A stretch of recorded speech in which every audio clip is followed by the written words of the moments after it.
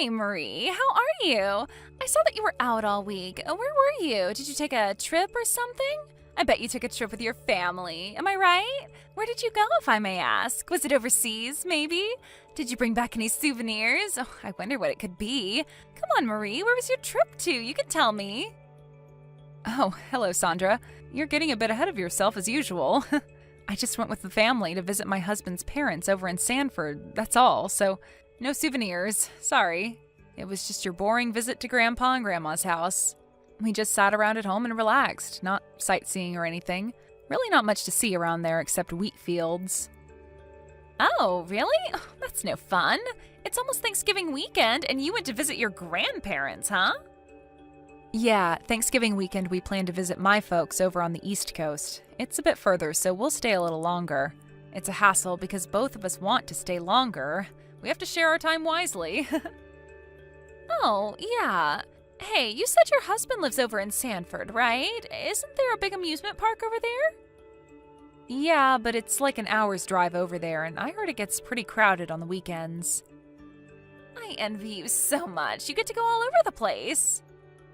I was thinking of taking the kids there, but my folks are pretty old. They would rather relax at home. We had neighbors over for a barbecue. That was about it. Oh, really? What a waste. I heard that place was really fun, like Disneyland.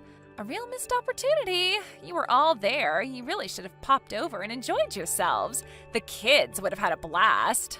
That's why you don't have any souvenirs, huh? What a bummer. I was expecting a little something. Oh well, you sure put a damper on that.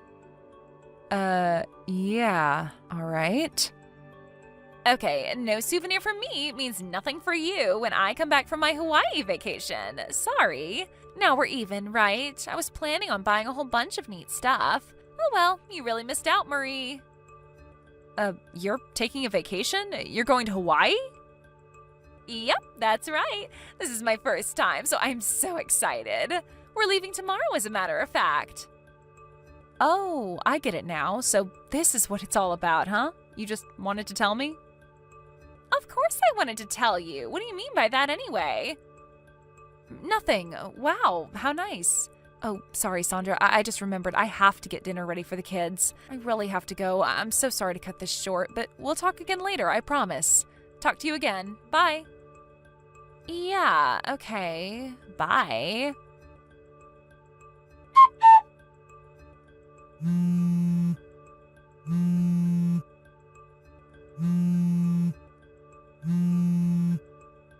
Hey, Sandra, are you there? Please reply, this is important. It's about your son, Kenny. He's sitting on your back porch crying his eyes out. I can see him from my kitchen window. What's going on? Did he lock himself out or something? Isn't anybody home? He seems so upset. It's getting really cold outside, so you better get him inside. I heard it was going to snow tonight. Are you even home, Sandra? I may have to go over there, you know. He's gonna freeze out there. You better get him inside right away. Huh? Relax, would you? What are you all upset about, Marie? Hey, Sandra, finally, it's freezing outside. I heard it's gonna snow later. Let him inside, the poor kid. Oh, you're talking about Kenny, right? Yeah, well, I left him out there on purpose. Pardon me? On purpose? What are you saying? What was I supposed to do? He was screaming and going on like a little monster. He insisted that I take him to Hawaii with me. Can you believe the little brat? I was going to be late catching the flight to Hawaii, so I had no other choice but to leave him out there on the porch. I mean, what else was I supposed to do, for God's sake? Anyways, I left him with that big down jacket. He'll be fine. Wait, are you saying you're not even home? Yeah, that's right. I'm in the airport limo now, heading to the airport. Almost at the terminal, as a matter of fact. But I suppose I kind of expected he would act this way. And I knew you would be in the kitchen and probably be looking toward our house right about this time. That's right, I've been monitoring you, Marie. The whole thing went just the way I planned. You planned this? What are you even talking about? I knew you'd be looking out your window. You always prepare lunch about now, and you have a clear view from that window. I knew you would see him. I had him wear that big red down jacket just in case. Worked, huh? So take care of Kenny for me while I enjoy some sun, would you? Sure would appreciate it. I'm going to be in Hawaii for a week, and I don't want to be bothered. I need some quiet time for myself with no interruptions. So I'm going to shut off my phone the whole time I'm here, just so you know. Okay then, I'm off to paradise. Take care of little Kenny for me while I'm gone, okay? Bye. Aloha. Hey, Sandra. Don't know when you're going to see this since you said you were shutting off your phone. I've retrieved Kenny from the back porch and brought him over to our house. He was freezing, you know. That was no down jacket, just a red windbreaker. What were you thinking? He's fine now, but it could have been serious if I hadn't seen him. Reply when you see this, and I mean ASAP. No reply probably means your little vacation has started and you won't see this until next week. Probably sitting on the beach about now. But you're going to see this sooner or later. I can't just let you off the hook. It doesn't feel right to just let this go. So I'm going to leave a long message for you. What the hell is wrong with you, Sandra? I believe your husband is currently assigned overseas, right? He comes back once or twice a year or something? I remember you griping about that after our PTA meeting. You wouldn't shut up about it. Who the hell did you go to Hawaii with anyway? Was this one of those solo trips? I know it's just you and your son, but I really can't understand why you would leave your son all alone to go off to Hawaii for a week. And you leave your kid out on the porch in the freezing cold with only a thin windbreaker? How could you do that? What if I wasn't home that day? He would have been out there all night. This could have ended badly, you know? Did you even think that far? How can you even call yourself a mother? Are you just disguised as a mother, but in reality you're some evil monster? I talked to my husband about it, and he may be able to contact your husband overseas. When your husband returns, I'll return Kenny to his dad, so when you get back, contact him and work the rest out yourselves. That's all I have to say. Enjoy the rest of your vacation, Sandra.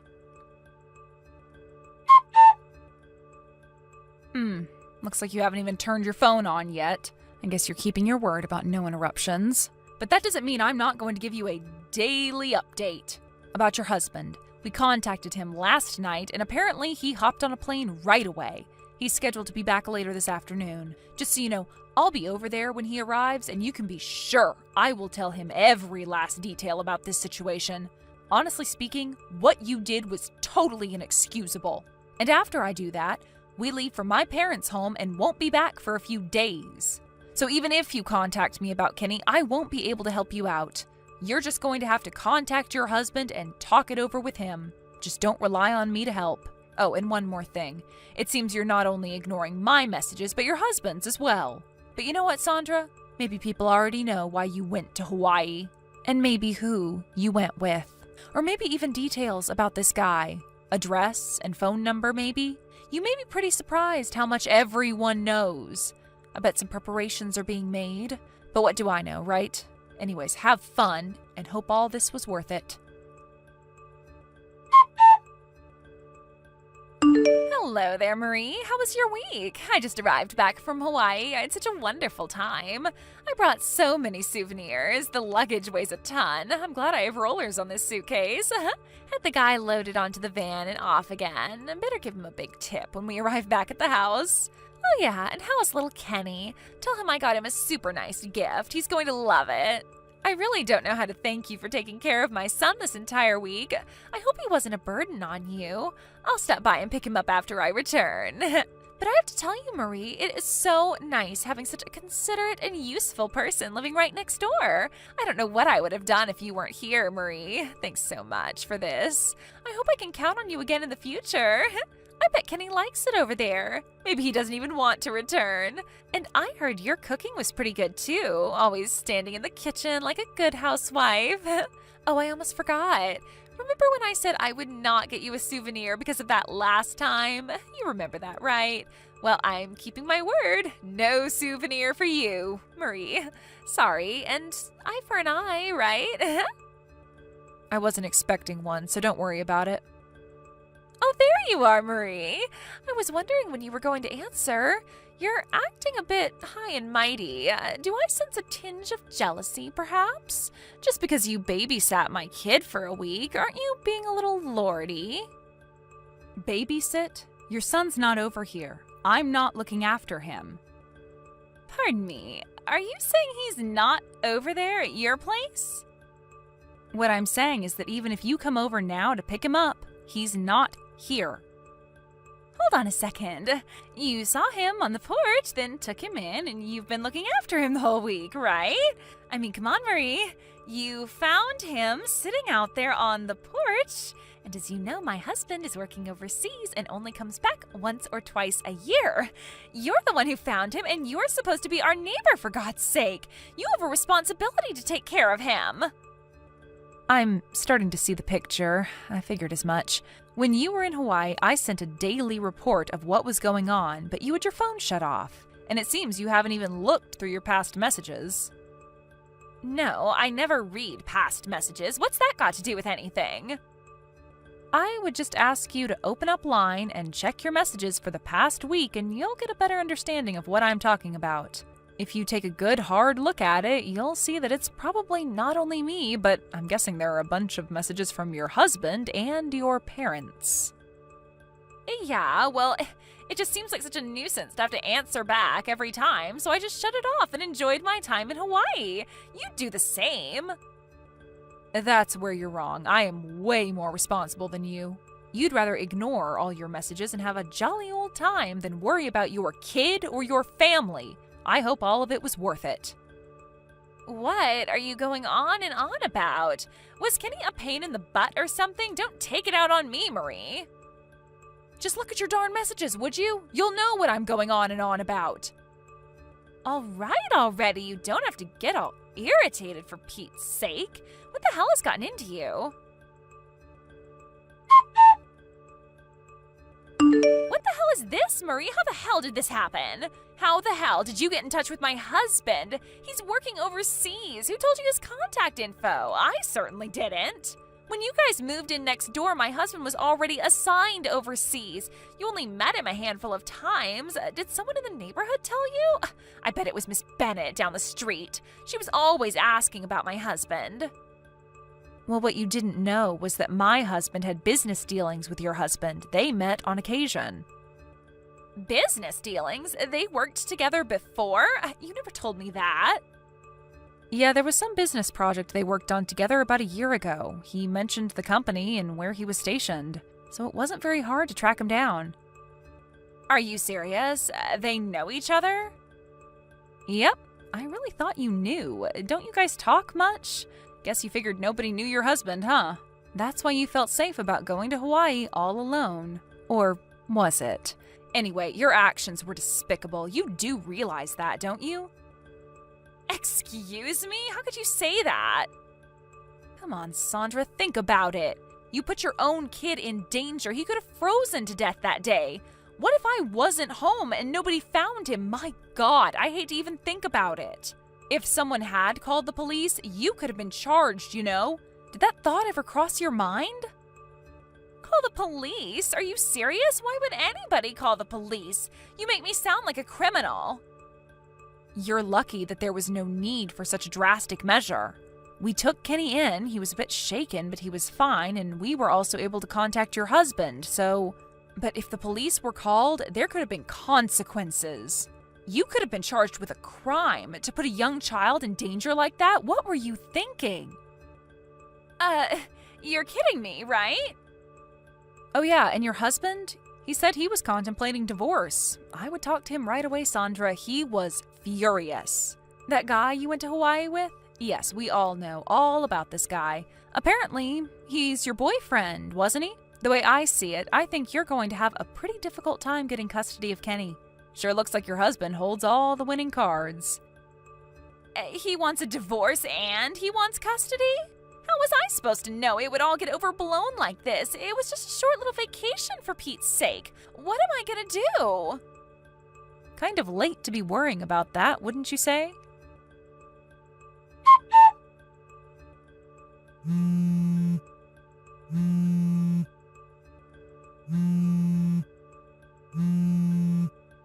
Hey, Marie, are you there? Please pick up.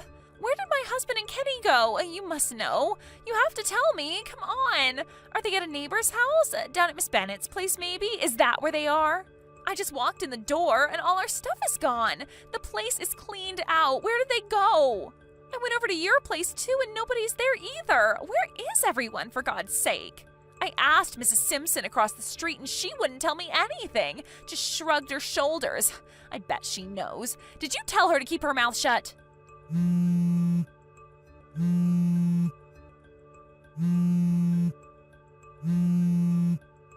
I just found the divorce papers and photos showing us on the beach in Hawaii. Who took these photos anyway? Did my husband hire a private investigator? There's also a business card here for some divorce lawyer. Why? How did he find out? Why didn't you just look the other way, Marie? Not only that, my boyfriend contacted me. Apparently my husband called him and told him that I was married. He wasn't supposed to know. He just sent me a line. He wants nothing more to do with me. We had such a romantic time in Hawaii. He said he loved me, and then he drops me just like that? Was that all a lie? I can't believe this is happening to me. Where did it all go wrong? I don't want to split up with my husband. What am I going to do all alone from now on? I want my boyfriend back. After I got that line message, she evidently headed over to her parents' place, who live about an hour's drive away. I guess she's living with them now. After about a month, I heard that the divorce was finally settled. Just as I expected, her husband was granted full custody of Kenny, and she was obligated to pay a considerable amount as compensation. I also heard she had to pay the boyfriend a certain amount too. The poor guy thought she was single and was even thinking of marrying her down the line. I don't blame him for demanding compensation. With child support and compensation for both her husband and the boyfriend, I heard she was like $100,000 or more in debt. A neighbor who knows her pretty well told me that she's living with her folks and working every day to pay off that debt. At least she has somewhere to go. I bet her folks never expected to take care of their daughter again. She apparently regrets what she did and is trying to make up for it. I suppose it's a little too late for that. Anyway, she won't be going on any vacations to Hawaii anytime soon. Hey there, Linda. Would you mind getting me a mocha latte from the corner cafe? Just a drop of sugar, please. And I would appreciate it if you would bring that by in like a minute or less. I'm craving for the stuff. Oh yes, and this is your treat, right? Good morning, Paula. I hate to break this to you, but I'm out for the day visiting customers. I won't be back until later tonight. I may even have to stay over if the meeting runs on, which it usually does. Huh? Are you serious? I'm on the highway now, headed east. It's a 3-hour drive to my client's office, so there's no way I'm going to get your latte for you. I suggest you head over there yourself and order whatever you like. Wait a second. I better not be texting while driving and concentrate on getting to my client's office. I want to get there a little early and prepare, so I better go. Are you telling me that you want me to run down to the corner cafe and buy it myself with my own money? Are you really being serious, Linda? That aside, why did you even get that position? I can't understand why they picked you for the sales and marketing division. An ordinary-looking girl like you? By contrast, here I am in the administration section doing filing stuff. I'm way more attractive than you. They got this all wrong, for Pete's sake. Should be the complete opposite. You sitting here doing paperwork and me out there talking to clients and clinching deals. The people running this place don't know what they're missing out on. A huge business opportunity. A total waste of good talent.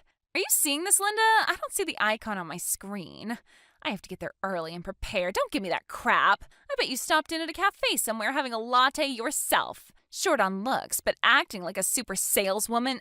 Give me a break.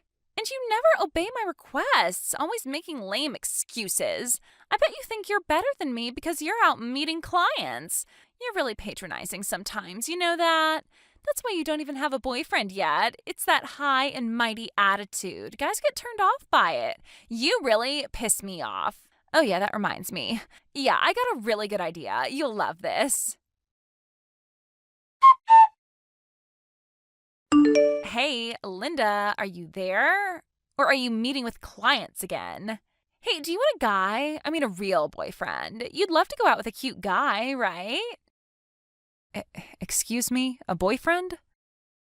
I bet you're craving for one, am I right? I bet you are. With your plain looks, you probably don't have much opportunity to meet guys, am I right? Bet your appetite for some guy has reached its limit. Paula, what are you trying to say? That I've never had a guy in my life? What I'm saying is that I'm giving you an opportunity to meet a guy with a matchmaking party. What do you say? Not really into these sorts of parties. Anyways, I'm good. Huh? You're not interested? But why? I'm just not the type to go to those kinds of things. I've been on a couple of blind dates back in school and I get really nervous.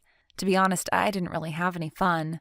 I'll find the right person on my own, and when that right guy comes along and he likes me, well, then that's good enough for me. I have no desire to go out of my way looking for a guy. What I'm saying is that this is the chance for you to meet the right guy. Maybe you'll never have the opportunity down the line, especially with your looks. But I should warn you first, if you do accept, you'll only play a secondary role to me. You'll be there mostly to make me look good. There will be a bunch of guys there. I'm sure someone will bring along one of their geeky friends or something. Might be perfect for you. You never know, this geeky guy may be the man of your dreams. A perfect match. You seem pretty persistent, but like I said, I have no desire to go out of my way to meet some guy. I'm okay for now. Thank you very much. Come on, don't say that. I'm saying that I insist. You have to attend this party. I'm telling you, Linda, I'm not giving up until you say okay. You understand me? The party's at the Stan's Bar and Grill down on 5th Street. Google it and you'll find it easy. We'll meet there at 7 p.m. tomorrow night. Be there or be square. This is all too sudden. I have other plans. And for your information, there's going to be a bunch of guys there with annual incomes of over $200,000. You'd be missing out on a tremendous opportunity. And you won't be the only secondary woman there. I will be the major attraction and you'll be on the same level as them. Just remember that. Although I probably won't have much to worry about. Just so you know, if you don't show up, there will be consequences. You know me, Linda. I got a lot of clout at the office. I could make your life miserable. You do that and you'll get in trouble with administration. With all those compliance measures being implemented, they're trying to eliminate sexual harassment, victimization, stuff like that. Yeah, right. And who's going to snitch on me? Certainly not a timid little sales clerk like you. For your information, I have no intention of snitching on anybody, Paula. Oh yeah? About who's coming? I've invited most of our coworkers and even the boss's secretary, Naomi. You know her, right? You guys would get along super great. Really? You invited everyone? Even Naomi? Yeah, Naomi, I know. She's just like you. Not a real head-turner for sure. I really don't understand why she was picked as the secretary. Aren't you supposed to be more appealing? I would be perfect for that position. Clients come in to see the boss and they come face to face with the likes of her. My God, why didn't they pick a beauty like me? I have no idea. I sometimes have my doubts about this company. They really don't know how to select the right person for the job. Well, maybe you can try putting in a request for a transfer. You may get lucky and get a better position. You don't think I tried? I did it several times, and each time I got rejected. Well, if you're so dissatisfied with your job, maybe the only option you have left is to just resign, huh? You mean just up and quit? Are you serious? You know how hard it is to find a job now? I would never be able to find anything in the current job market. Well, then I really don't know what advice I can give you, to be honest. I don't need your advice, Linda. We got way off track. About the party tomorrow. You have to attend. You got that? No two ways about it. Be there. And remember, you're only there to make me look good. Don't you dare try to outshine me. An impossible task, of course, but just so you're aware. Well, it sure sounds like a pretty exciting party. You better believe it. After all, I'm the life and soul of the party. Why wouldn't it be exciting, right? But I can't go because I already have a boyfriend. Wait a sec. You have a boyfriend? When did this happen? I have a date with him tomorrow, so I really won't be able to attend. Check me off the party list, would you? I better get going. I'm busy. Wait just 1 second, Linda. Don't you dare cut me off. How could a hopeless woman like you have a guy? That's just not possible. I'm way prettier than you. I've got a great personality. I'm super smart. All the traits you don't have. And you have a guy already, and I don't? That doesn't make any sense at all. Just because you don't want to attend this party, you don't have to make up some preposterous lie. Nobody will believe that. You're just making a fool of yourself. Hey, Naomi, what's up? Linda here. Can we talk? Hey, Linda, don't tell me this is about that party tomorrow. That matchmaking thing, is it? Yeah, I'm afraid so. I just got a message from her demanding that I attend. She just won't take no for an answer. She was so persistent that I told her that I already had a date with my boyfriend, so I couldn't go. That was the only way I could get her off my back. But she didn't believe me. She said I was lying. She insisted that there was no way I would have a boyfriend. Really? You know what? I told her the same thing. Said I had a boyfriend already. I guess she knows that I'm lying too. I really don't know what to do. I could just ignore the whole thing, of course, but that would only anger her even more. What a hassle. Well, why don't you just ask your boyfriend to set up a date tomorrow for real? He'd be happy to, right? Pardon me? I was just talking to my boyfriend today about this so-called matchmaking party. I figured he's giving me some advice. He told me to say that I had a prior commitment and had to go out to dinner with him. I was just talking with the other office staff, and they said they would probably do the same. I mean, it was pretty sudden for her to set up that party. People had other plans.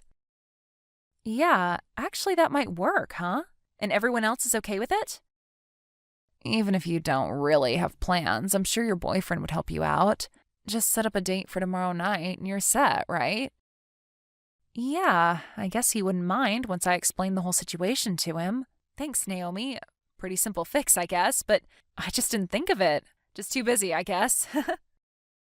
Aren't we all? At least some of us. Anyway, hope it works out.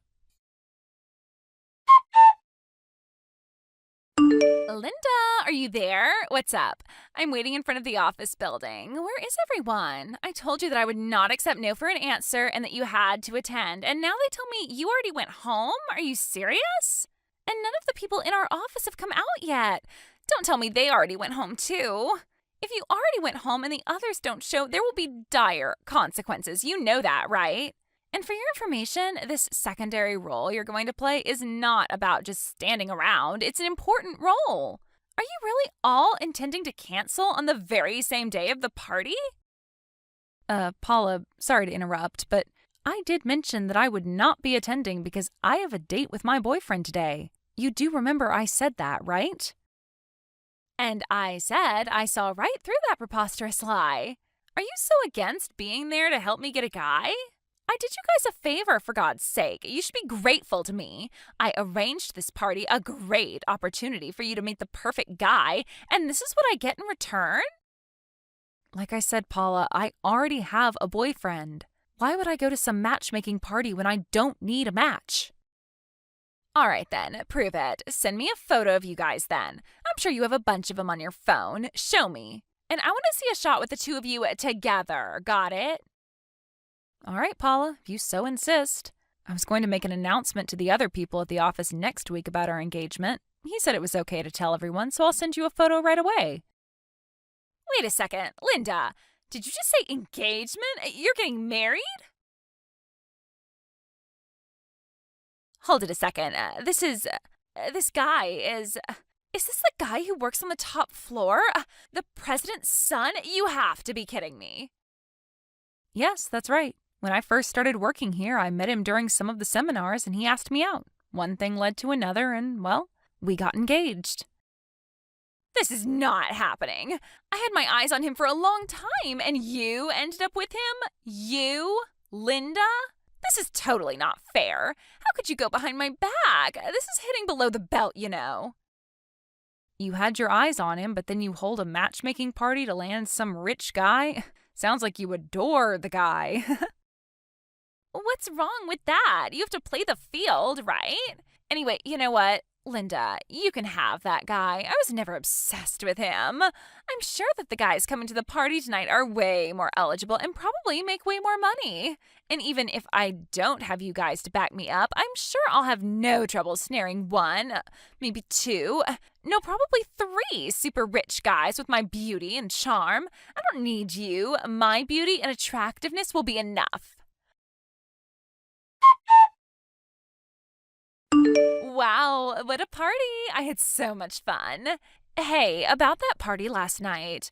I couldn't very well go to that party alone, so I grabbed a couple of girls from RD, pretty plain, but they did the job, and invited them to the party. And just as I said, I was the life and soul of the party. Out of the 4 guys who came, 3 of them were blown over by me. I don't blame them. They were like all drooling over me. I plan to date each one of them in turn and eventually pick the best one out of the lot. This is going to be super fun. Hey, maybe I'll even get married before you. Wouldn't that be something, huh? What's more, all 3 of these guys are making 6-figure annual incomes. Whomever I choose, I win. I knew it would all turn out this way, of course. I mean, why wouldn't a smart and stylish woman like myself not get a dream guy and all 3 at once? You can't make this stuff up. Well, have fun with your little president's son. He doesn't compare. Hey, Paula, are you seeing this? If you are, please reply. Where are you right now? This is the middle of the day. Everyone is still working, you know? The lunch break ended like 30 minutes ago and you're still not back at your desk. Some people from administration went looking for you. This does not look good. You better contact them right away. Are you talking about time? Well, you know, I'm going to be resigning pretty soon, right? After I get married to, I won't ever have to work again. So why do I even have to follow company rules anymore? I don't follow, Paula. You're not working today? Are you taking the rest of the day off? Is that what you're saying? Kinda. I just submitted my resignation today. Therefore, there's no need for me to go back to the office. Anyways, I'm on a date with him right now. Can't be bothered with work right now. Sorry.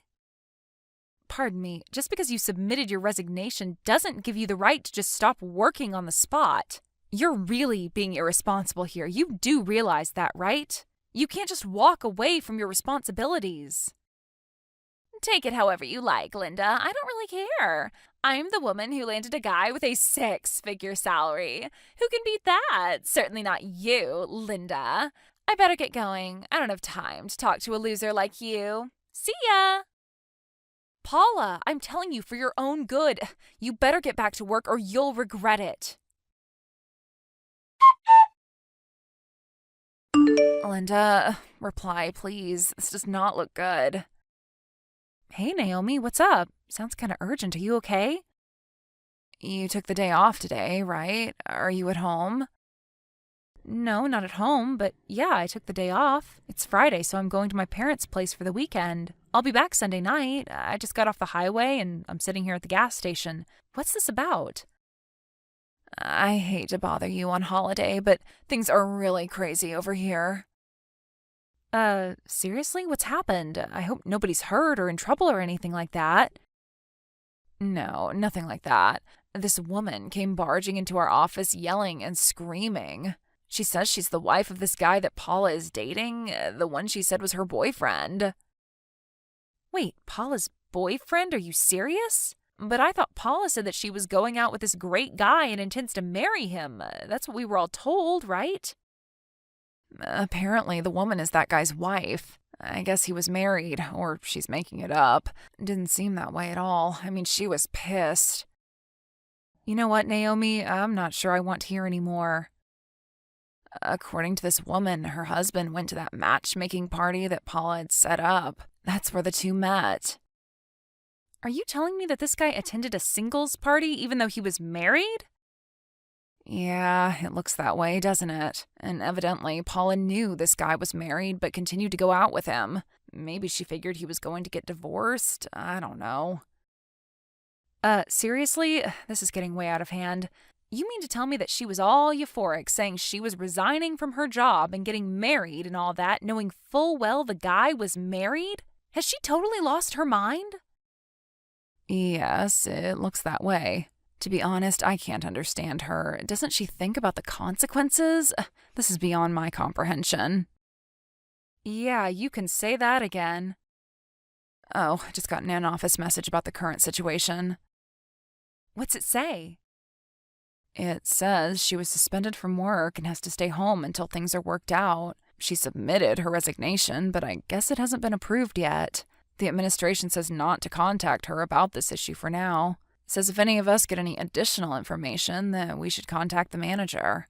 Not real sure of the details regarding this whole thing, but doesn't look very good. Thanks for the information, Naomi. I'm sure everything will work out. Yeah, well, she's already put in her resignation, so they'll probably just let her go. She probably won't need to come in till the end of her term, I suppose. Linda, are you there? You have to help me. Could you lend me some money, please? I only need $25,000. I'll pay you back, I promise. The guy I was going to marry, his wife demanded that I pay $25,000 as compensation. If it came to this, he said he would pay and that I had nothing to worry about. But it turns out that he wasn't making a six-figure salary at all. That was all BS. It was his wife who was earning that income. He lied to me. He was just using his wife's money and dating me. He said he was earning that money. How was I supposed to know? But he's being sued too. He has to pay compensation to her, and he doesn't have the money to pay mine, and I have no money. How am I supposed to pay? I need your help, Linda, please. On top of that, he broke up with me. Can you believe the nerve? He leaves me with this debt and just drops me? What kind of guy does that? Linda, are you there? Are you even seeing this message? Please reply. I need your help. Everyone's ignoring me. You're the only one left that I can turn to, so please help me out here, Linda, please. You're going to marry the president's son, right? Then you must have a lot of money, right? What's $25,000? It's a pittance to you. Please help me out here. Are you seeing this? Answer me, will you? What's wrong with everybody? Why won't you listen to me? And that Naomi, she says she's going to get married next year too. She apparently met some rich guy, a client of ours. Why do you guys get to be happy and not me? Why? Paula was quite famous around the office for being a selfish and inconsiderate employee, always talking about finding a rich guy and quitting her job. She would always act as if she was the office leader and would act condescendingly towards the staff members. Other members in her section even complained to the Human Resources Department regarding her unprofessional behavior. It was because of personality that got her stuck in a desk job doing filing work and not in sales. She would have been a complete disaster if she had any contact with our clients. I think the company made the right decision in keeping her in the office. And finally, that incident with that married guy, that really blew up in her face. There's no denying that. About that $25,000 she was asking for, her parents and relatives completely refused to have anything to do with it. As for me and the other staff members, we ignored all her pleading and begging. Eventually, she realized that she was in the wrong and that she had to pick herself up and do the right thing. She took out a loan and paid off all her debts without help from anybody. After that, she just disappeared. Probably moved to another state to start a new life. I just hope she realizes her ways and changes for the better and puts her life back together. Hey, Samuel. Long time no see. We haven't talked in 2 years, right? What? Is that you, Leo? Long time no see. How are you? Doing fine, I guess. I was worried because I was suddenly not able to contact you anymore. Even if I asked Mom about it, she would just kind of brush it off. We live so far apart as well, so it's hard to just go and visit you. Yep. So that's what was happening. What? Did something happen? Well, you see, for some reason you were blocked in my account and I was unable to contact you all this time. Even your phone number was blocked for some reason. Huh? Why? I don't know either. I thought that I must have made some sort of mistakes when messing around with the settings, but I really don't remember anything. I see. Anyways, sorry for not being able to contact you for 2 years. Well, I guess it can't be helped. I'm just glad you weren't purposely ignoring me. Tell me about it when you find out what happened, all right? Sorry. So, is there something you need to tell me? Yeah, to be honest, I'm sorry about what I have to tell you now. Something you're going to be pretty shocked by, so I want you to mentally prepare yourself. All right, what is it? I'm going to be getting married, so I can't give you the $3,500 every month anymore. Huh? I mean, I know it's a bit late for me to get married, but I am already 45 after all.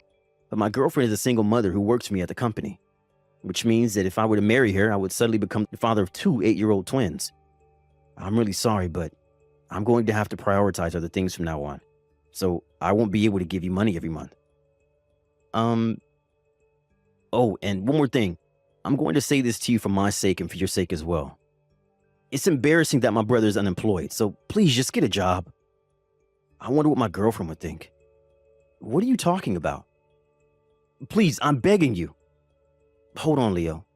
But I'm the one who's getting married, and I'm the one who's sending you money every month. Huh? I'm the one who sends you $3,500 every month, and I'm the one who's getting married. Wait, you're getting married? But you're 34 and still unemployed. Aren't you the one that's 45 and unemployed? Huh? Hold on. I feel like Yep, it seems the two of us aren't on the same page. Why don't we first talk about what's happening in our lives? Good idea. You first. Just like I said earlier, I'm currently dating a single mother who works for me at my job, and I'm going to marry her soon. When I marry her, I'll also become the father of her 8-year-old twins. Hold on. So what you're saying is you have a job and actually earn money? Yeah, of course. But Mom told me that you stopped going to work and are now just staying in your room all day. The company I work for started encouraging its employees to work from home. I now just go to the office a few times each month. Oh, and 5 years ago, the company started allowing its employees to undertake side jobs, and I earn income from that now as well. I see, so that's what was happening. Okay, tell me about your life now. All right. Oh, sorry, can you hold on for a bit? What's the matter? I got a text from Mom. She gets mad if I don't reply immediately. So, could you wait for a bit? Got it.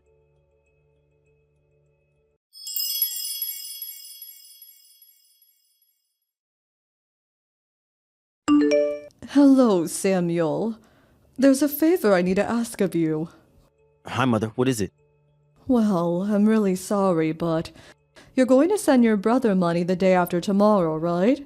I was wondering if you could send a bit extra. Why? I feel that $3,500 each month is enough to support the two of you.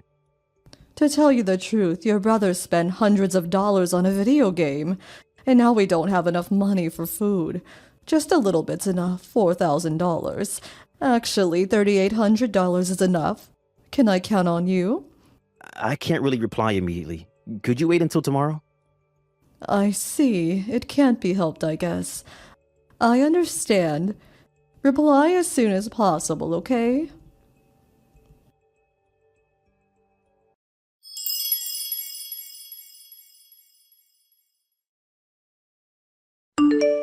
I'm back, Leo. Hey, what did Mom say? She told me to give you guys even more money this month. Huh? She says that you spent hundreds of dollars on a video game and now you two don't have enough money to buy food. What? I'm the kind of person who doesn't buy in-game currency, so I don't know what she's talking about. Anyways, why is she asking you for money in the first place? It seems Mom isn't on the same page as well. What the hell is going on? Oh, I didn't tell Mom that I was texting you, so try not to tell her as well. Oh yeah, this is getting messy, and I have a feeling that that's for the best. Okay, so let's continue our conversation. About me now. Okay, continue please. I work from home now. Up until 3 years ago, I was a regular office worker, but my side job started making more money than my main job, so I decided to quit my job at the office and do that instead. What kind of job is it? I make gameplay videos on YouTube. I don't show my face though. I see. That is a unique job, but I guess it pays well, huh? Mom said that Samuel just plays games all day and shuts himself in his room. You were always good at games, right? I'm convinced. Oh, and one more thing. If you had me blocked, you don't know this as well, I guess. I moved to Tokyo 2 days ago.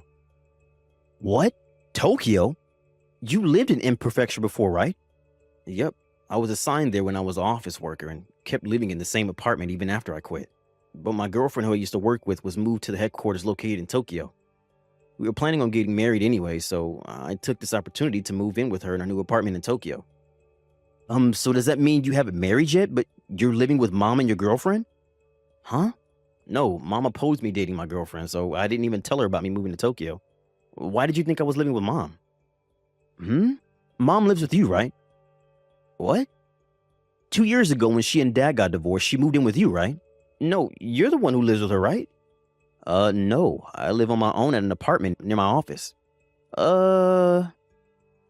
So this means that I thought you were living with mom and you thought I was living with mom? If neither of us have been lying until now, then I guess that's what it means. Then where's mom living? Speaking of which, the stuff about you giving me money was strange as well. Mom has been asking me to give you two money every month since you didn't have a job. Me too. She told me to give you two money since you were now unemployed and just stayed in your room all day. Seriously? Where do you put the money, Leo? At a bank account mom owns at C Bank.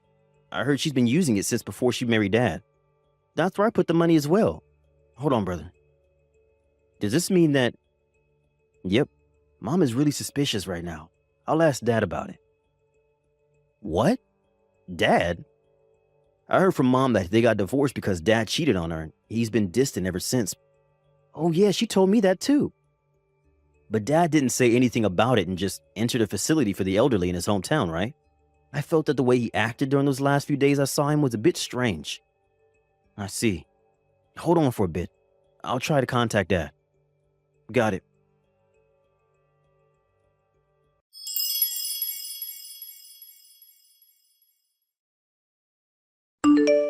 Hello, Samuel. Did you send the money yet? It's already past the day you're supposed to send it to us. Like I told you a few days earlier, the two of us are going to be in big trouble unless you send us a bit extra. I'd be glad if you sent it by today. I'm counting on you, all right?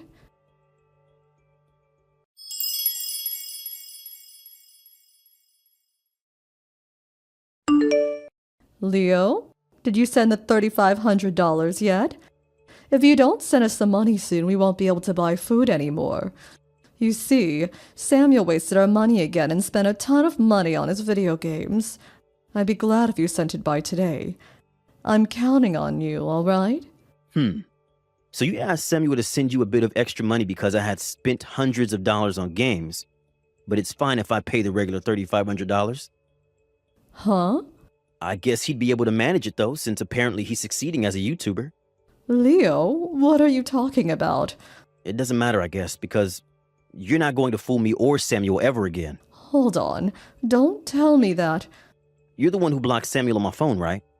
I wanted to contact Samuel, so I tried a lot of things, which is when I noticed that for some reason, he was set to blocked on my phone.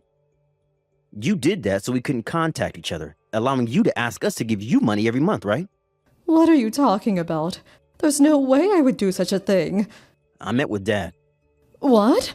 I know about everything. He said you two got divorced, not because he cheated on you, but because you cheated on him. Apparently, he was able to divorce you on the condition that he wouldn't tell us about your adultery. But he didn't think that you would lie and tell us that you two got divorced because he was the one who cheated on you. And if that's the case, then I'll tell you everything, he said. That man, to think he would break a promise. You did something much worse than breaking a promise, Mother. Since when were me and Samuel unemployed? The $3,500 we sent you every month, that's $7,000 each month. What or who did you spend it on? Well... Pascal Gardillo, age 65. He's the man you cheated on Dad with and the man you're living with currently, right? Even if there were lies.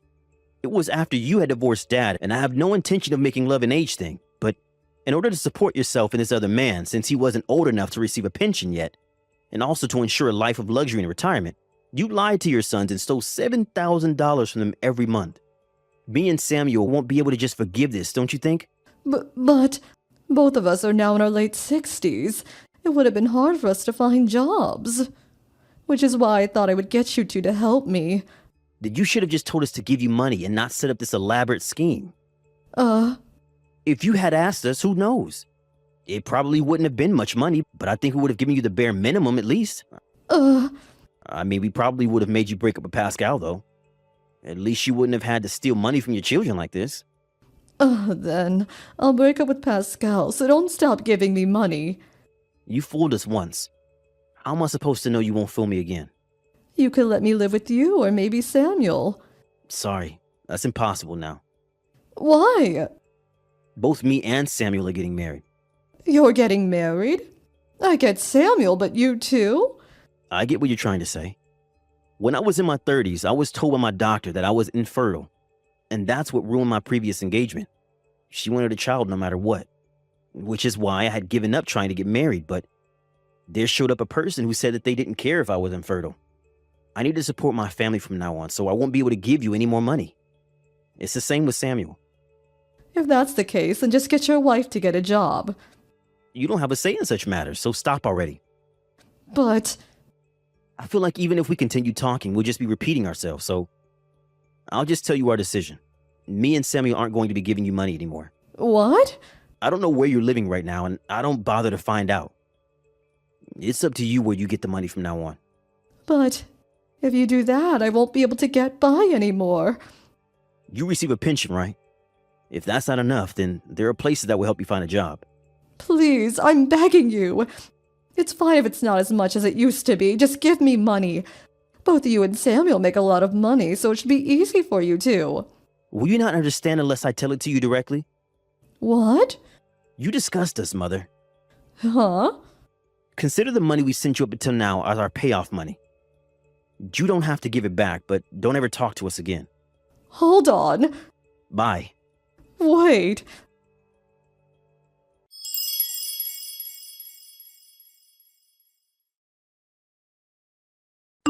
Samuel, you're not like your brother Leo, right? You won't throw me away, right?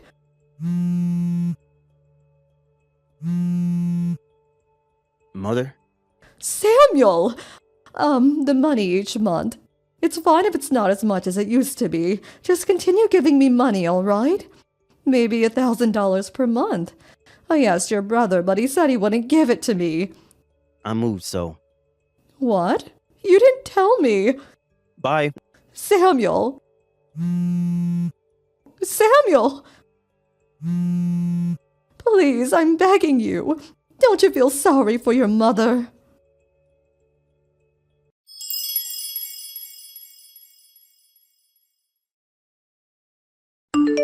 Apparently, Mother went to my old apartment in M Prefecture after that. She needed to make sure that I had actually moved, so she threw a tantrum in front of my door, screaming and banging. The current owner came home during this, and he called the cops on her. Lucky for her, she got off with only a warning. Next, she went to my brother's house. It's really far away from my house in M Prefecture. In fact, it's 400 kilometers away in K Prefecture. And it takes a whole day to get there. But apparently she had nowhere to go since she had Pascal. After she and Pascal broke up after a fight over her not receiving money from us anymore. Meaning that she was also just wandering around looking for a place to live. Leo guessed that she might do this, so he immediately cut his residence contract there and moved in with his girlfriend. After wandering around for over a week with the last of her money, she returned to Pascal. His condition for her return was to get a job and support the both of them, and Mom had no choice but to accept. But no one helps her because they now know that it was what she got for lying to her husband and children. Hey, Robert, are you there? I just wanted to let you know that I'm leaving my appointment to check up on my pregnancy. Oh, was that today? I completely forgot about that. Well, I'm actually on the bus coming back home right now. I just wanted to let you know that I was on my way back home now. Oh yeah, now that I think about it, you did mention something about this to me yesterday, didn't you? You were talking about how you were feeling way more queasy than usual and that you wanted the doctors to have a look to make sure that everything was going well. So, anyways, what did they say? Was everything okay when you went to go to the doctors? Yep, pretty much. They said that these things tend to happen when you're pregnant and that I was on track for a healthy baby.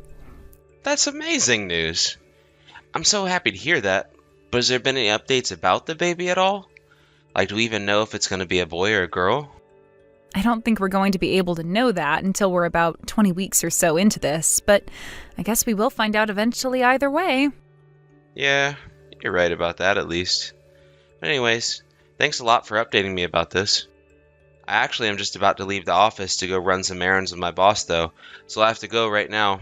Sorry. All good. Just wanted to give you an update and let you know that everything's going fine. Got it. Well, I can't wait to hear more about that when you get home from work tonight. Sounds good to me. Good luck at work today. You got this. A few days later. Hey, Sam? Are you there? I just want to talk to you about something really quick. Oh, Robert, sure. I thought you were at work right now, though. Is now a good time to talk for you? Yeah, I'm really sorry. I just have to tell you this right now. It's pretty important, actually. Oh my, I see. What is it? Is everything okay? No, it's just, well, it's been decided that I'm going to have to go on a 6-month business trip to Alaska. Hold on a second. Your work is going to be sending you all the way to Alaska? Yeah, it's true. Kind of crazy, I know. I tried telling management that we more or less just found out that you were pregnant and did not do this, but they already made up their minds.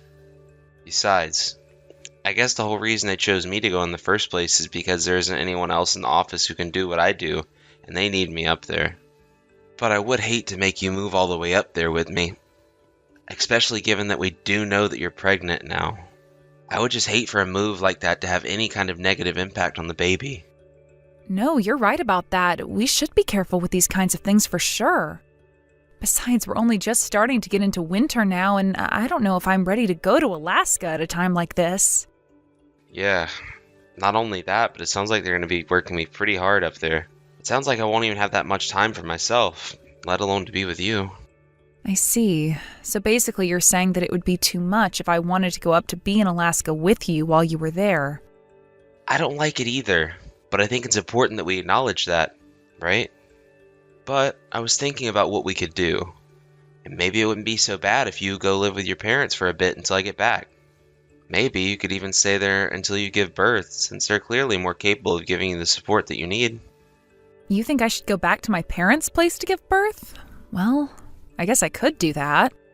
Although I suppose if I did, I would have to find a hospital down there and just make sure they had all my files on hand.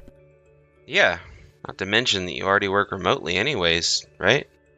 You're right about that. It doesn't really matter where I am as long as I have my laptop to be able to do my work. Well, great. It sounds like we figured it out.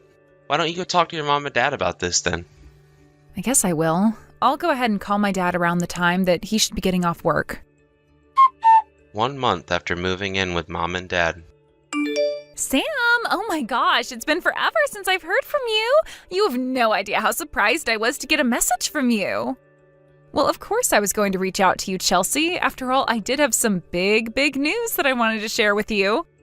That's right. A huge congrats to you on being pregnant. This is so exciting. I can't believe you're going to be a mom soon. Not only that, but I can't believe that I'm going to get to hang out with one of my best friends soon. Well, the pleasure is all mine, trust me. I can't wait to get to hang out with you too.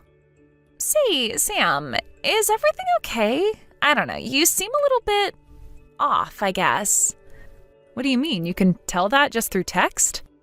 Well, I wouldn't be a good best friend if I couldn't tell through text, now would I?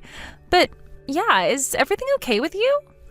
Well, I don't really know if I should get into this. It's okay. You know that you can talk to me about anything. Think of all that we've been through together. You're right. The thing is that Robert left on a business trip to go to Alaska, and he's going to be away for a total of 6 months. Yeah, I remember you telling me something about that in the message where you told me you were pregnant and coming back home for a bit. But what does this have to do with you? Are you okay? Did you two get into a fight or something? No, we didn't get into a fight or anything like that, and I don't think that many things happened between us. Well then, what is it? What's got you so upset like this? I'm upset because no matter how hard I try, I can't seem to get a hold of Robert. What do you mean you can't get a hold of him? You mean like when you call, the reception is bad or something like that? No, I mean that when I call him, he doesn't even pick up.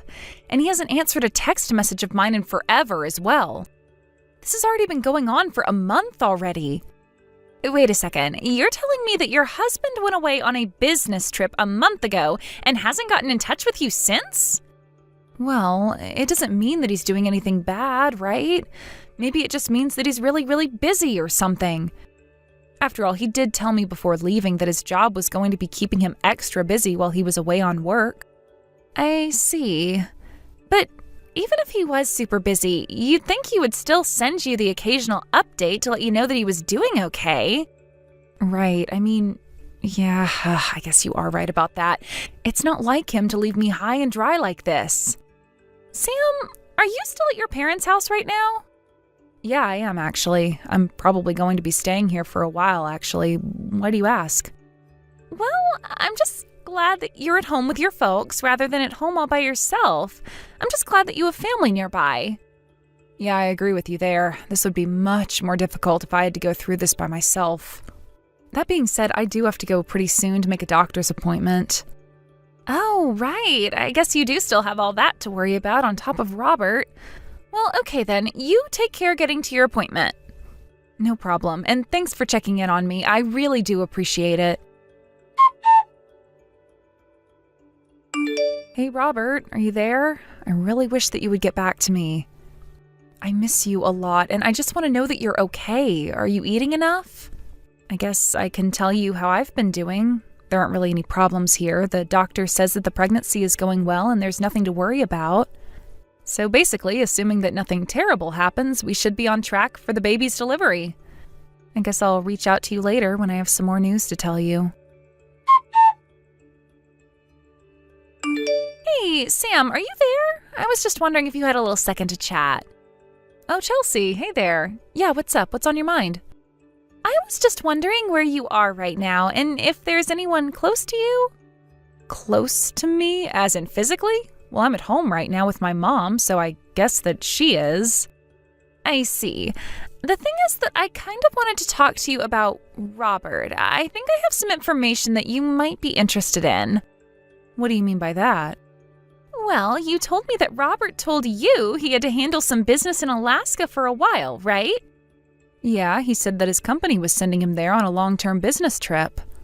But why do you even bring that up? Do you have some news about Robert that I might not have heard?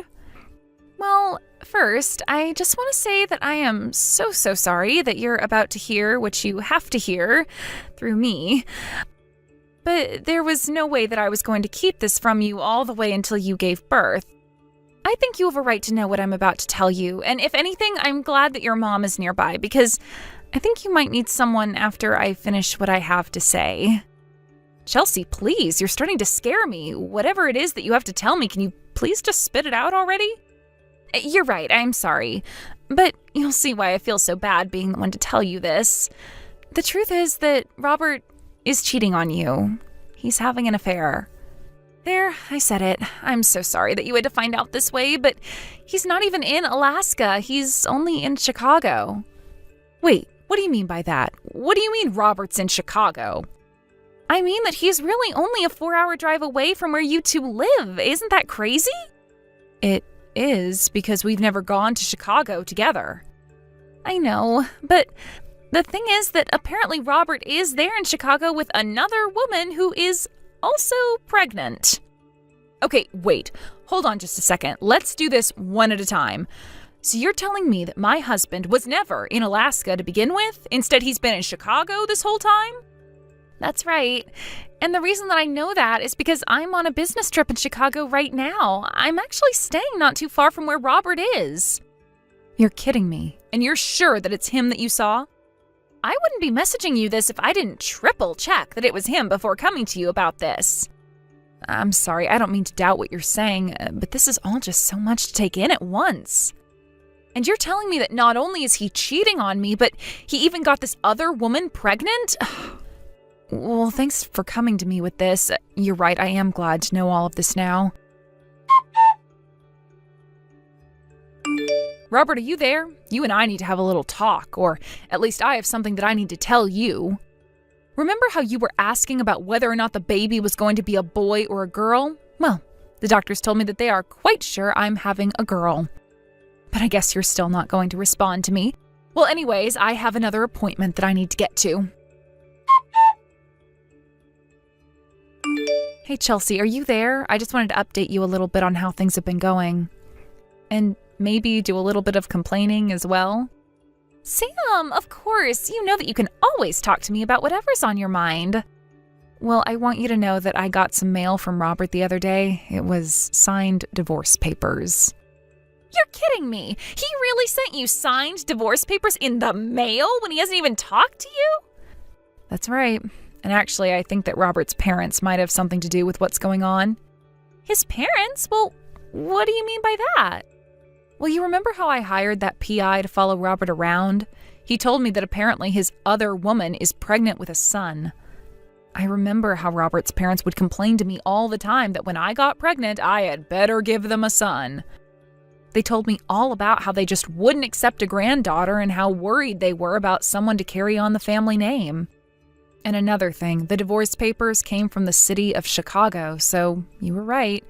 He was never in Alaska to begin with. Sam, I am so sorry. Are you okay right now? Is there anything I can do for you? What do you mean by that?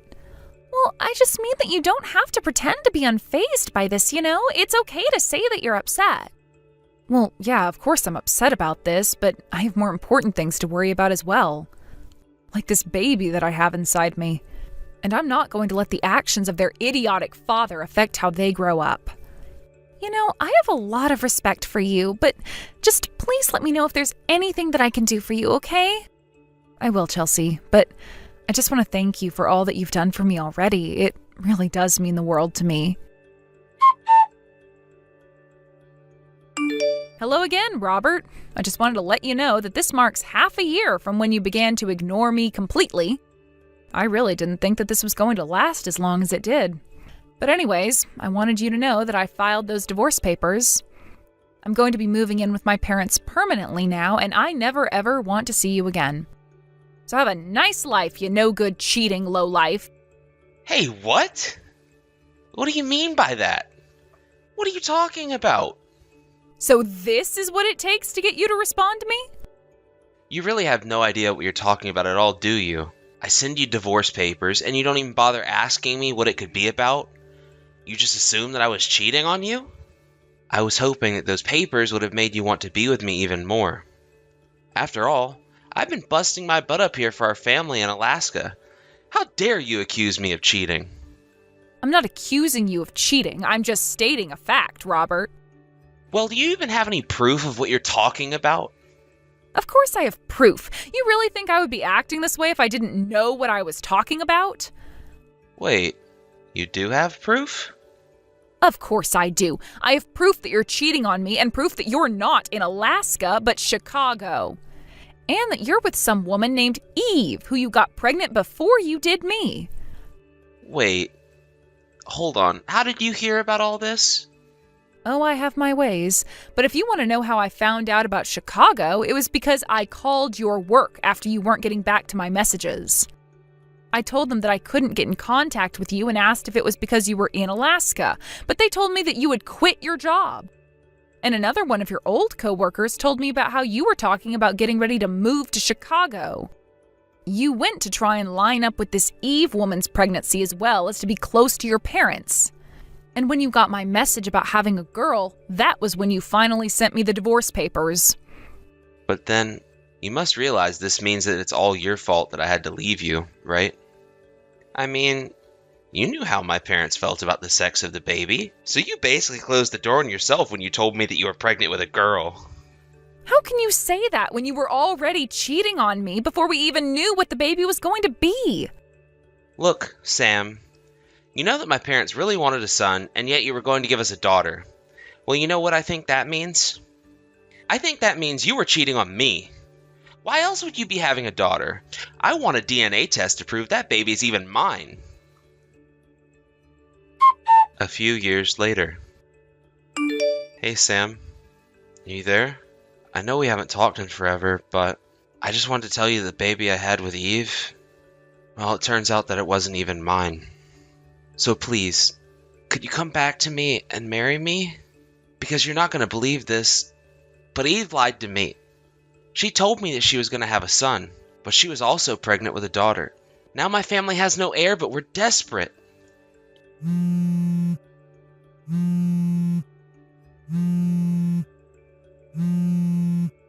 Sam, are you there? Please, you have to pick up the phone. You and I could get back together. We could try and have a second child. I'm so sorry that I accused you of cheating all those years ago. You're right, though. I was a cheater, and it was my fault for ruining our marriage. But you have to know how sorry I am. I never thought that these things would end like this for me.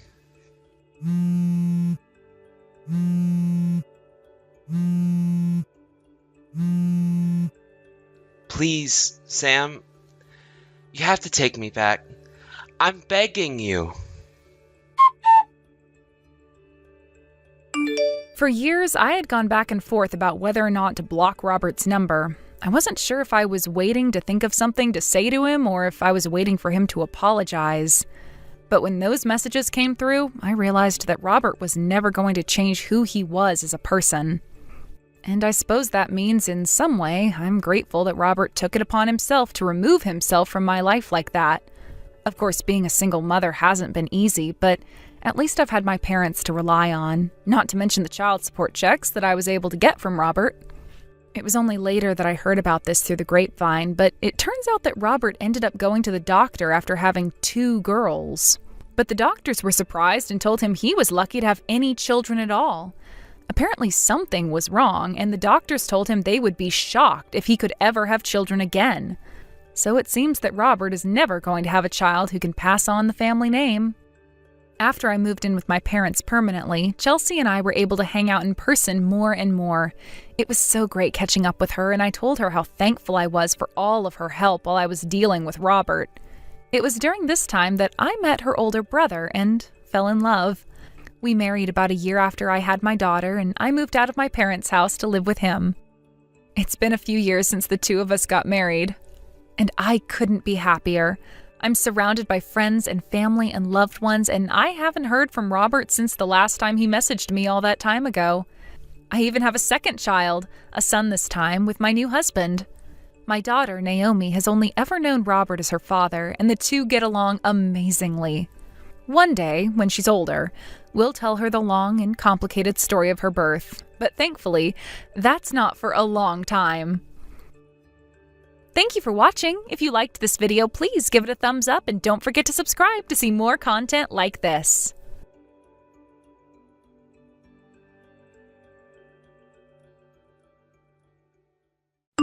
Chase, I'm sorry for asking this while we're in the middle of this family vacation, but this morning, can I go somewhere else for the day?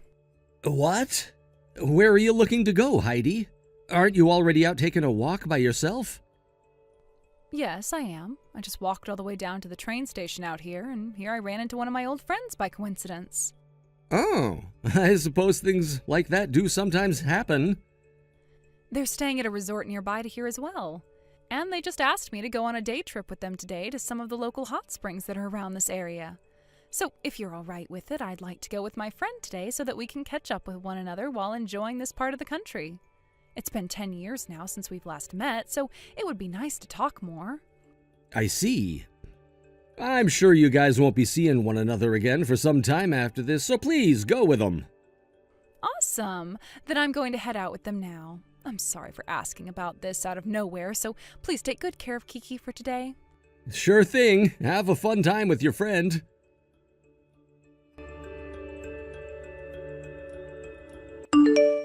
Heidi? I already told you this morning, but after I get out of work today, I'm going to head over to my sister's house to drop off the gifts we got for them during our little trip, so I'm not going to be home until later tonight. I'll be staying over there with them until after we've had dinner, and then I'll start heading home. Hey, can't you at least respond to me with something today? How long are you going to keep ignoring all of my texts? It's been a week now, Heidi. Ever since we got back from our family vacation, you've been completely ignoring me.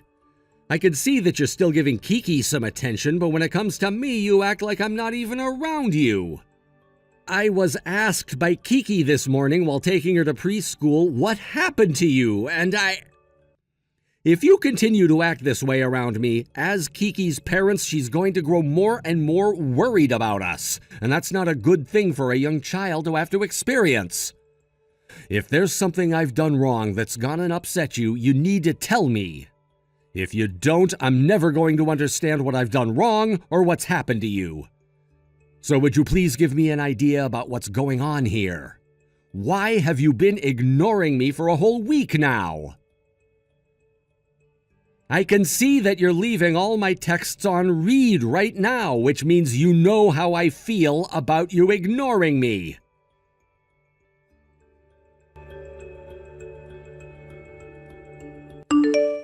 Chase, thank you so much for bringing over those gifts for us from your recent family vacation.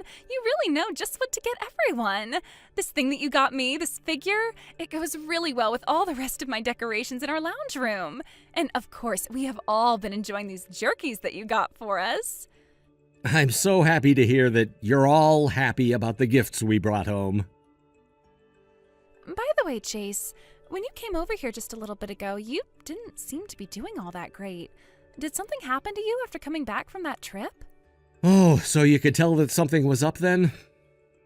I sure could. You looked so down about something, which made it seem almost like you hadn't just taken a vacation with your family at all. I thought you would have been a little more refreshed and happy about that little trip. I see. You are my sister after all, so there was no hiding my feelings from you. You need to tell me what's going on right now. I'd like to help you get over whatever troubles you're having. Thank you, Serena. Now, to tell you the truth about what happened, ever since we all got back from that family vacation, Heidi has been acting very weird. Can you give me a little more information there? Well, she's been ignoring me completely for the past week. She has been? Do you know why she is? If I knew the reason why, then I probably wouldn't be as upset about things as I am. But anyway, the thing I'm most worried about right now is Kiki and the effects Heidi ignoring me might have on her. Also, this past week, Heidi hasn't really been helping out with any of the chores inside the house. She's still taking care of Kiki when she has the chance to, but besides that, she's not really doing anything. Heidi has really been ignoring me and anything that has to do with me all week long besides Kiki. Kiki is 5 years old now, right? When kids get to that age, they tend to become really aware of their parents' actions and start to take after them. If I've done something wrong, I'd really like to know about it so that I can apologize. But I have no clue what I've done, if I've done anything at all. So if Heidi is waiting on me to apologize to her for something, it's never going to happen. Well, that's a very good point. So there isn't anything you can remember from the trip or right after coming home from that trip that might have upset her? I think if she started to ignore you right after that trip, then that means something had to have happened during or right after all of that. Huh. For example, was there a time where Heidi was just trying to find alone time and just kind of walked away from you and Kiki for a bit? What? Did something like that happen? Her going off by herself for a bit without the rest of you? That did happen, yes, but she made sure to tell me she was going off by herself first. However, she wasn't alone then because she told me that she ran into one of her old friends who she hadn't seen for 10 years and wanted to know if it was okay to spend the day with them. So I said okay to that. An old friend of hers. Were they a man or a woman? What? She didn't spend the whole day with a man, right? Actually, I never asked her who they were, and she never said him or her when speaking about them with me. I guess I just assumed they were a woman at the time, but... There's no way, right? Well, I was just asking if they were a man or a woman, so we're not sure yet who they really were. I'd really like to know now, though, after what you've told me. But dang it, a man. What? Do you remember something about her being with a man that day? No, I'm not sure if this has anything to do with that friend she was hanging out with that day. Tell me what you're thinking. This is something that happened before her and I even started to date, but back then she had been really good friends with this other guy from her class, and they were always hanging out with one another. At one point, that man approached her about starting a relationship, but it never got anywhere because soon after that, he had to move away due to his parents' jobs. That happened around 10 years ago. So I was just thinking that perhaps he was the friend that she ran into? But that might not be the case at all. That just popped into my head as you were talking about what might have happened. Oh? Both you and Heidi went to the same middle and high school together, right? So I can totally understand why you know so much about the other friends she had been with then and about how she had that small relationship with the other guy before dating you. Well, back then, her and I weren't really that close to one another, and we only started to really talk to one another after graduating from high school. We met at a small reunion, and that's where things really kicked off. She was sitting next to me during dinner at the reunion, and her phone was dying, but she had forgot her portable charger. So she asked to borrow mine, and that's when we got to talking. Did she choose to sit next to you then, or was the seating assigned by reservation? We were at a buffet, so we chose to sit wherever we wanted.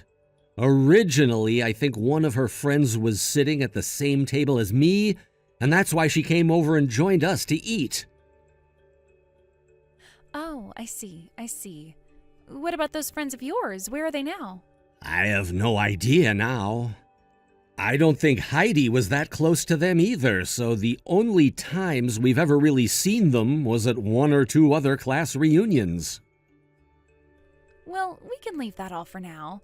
First, we just need to find out what the reason is for Heidi ignoring you. If you'd like, you can leave Heidi with me, and I can try to find out what's been going on with her ever since you all got back from vacation.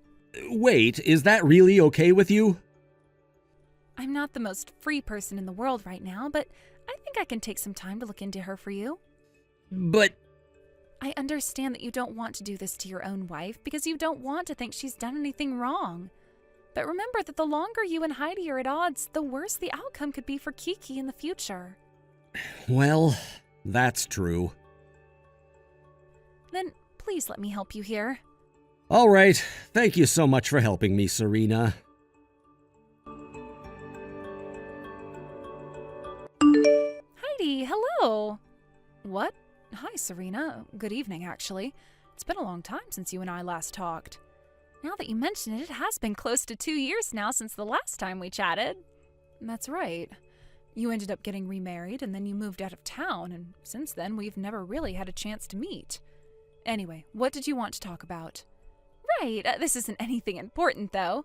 I just saw you going into a hotel today with another man around lunchtime or so. What? Could that have been your boyfriend or something? Oh, I haven't spoken to my little brother about anything yet, so don't be too worried. What? I see. Serena? I see. Now that I think about it, I guess things are all right.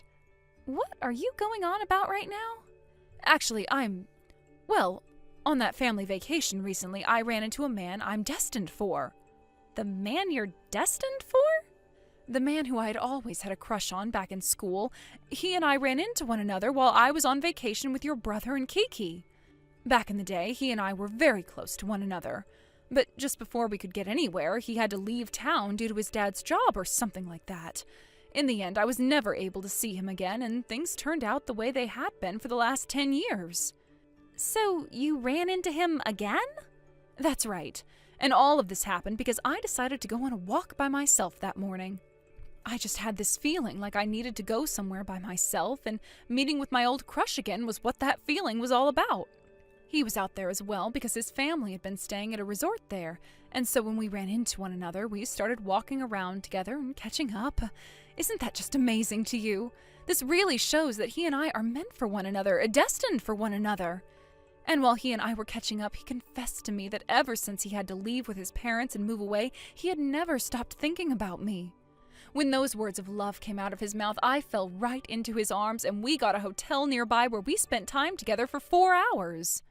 In that room, we let 10 years of love we had for one another out, and that's where we realized we could not be separated from one another again.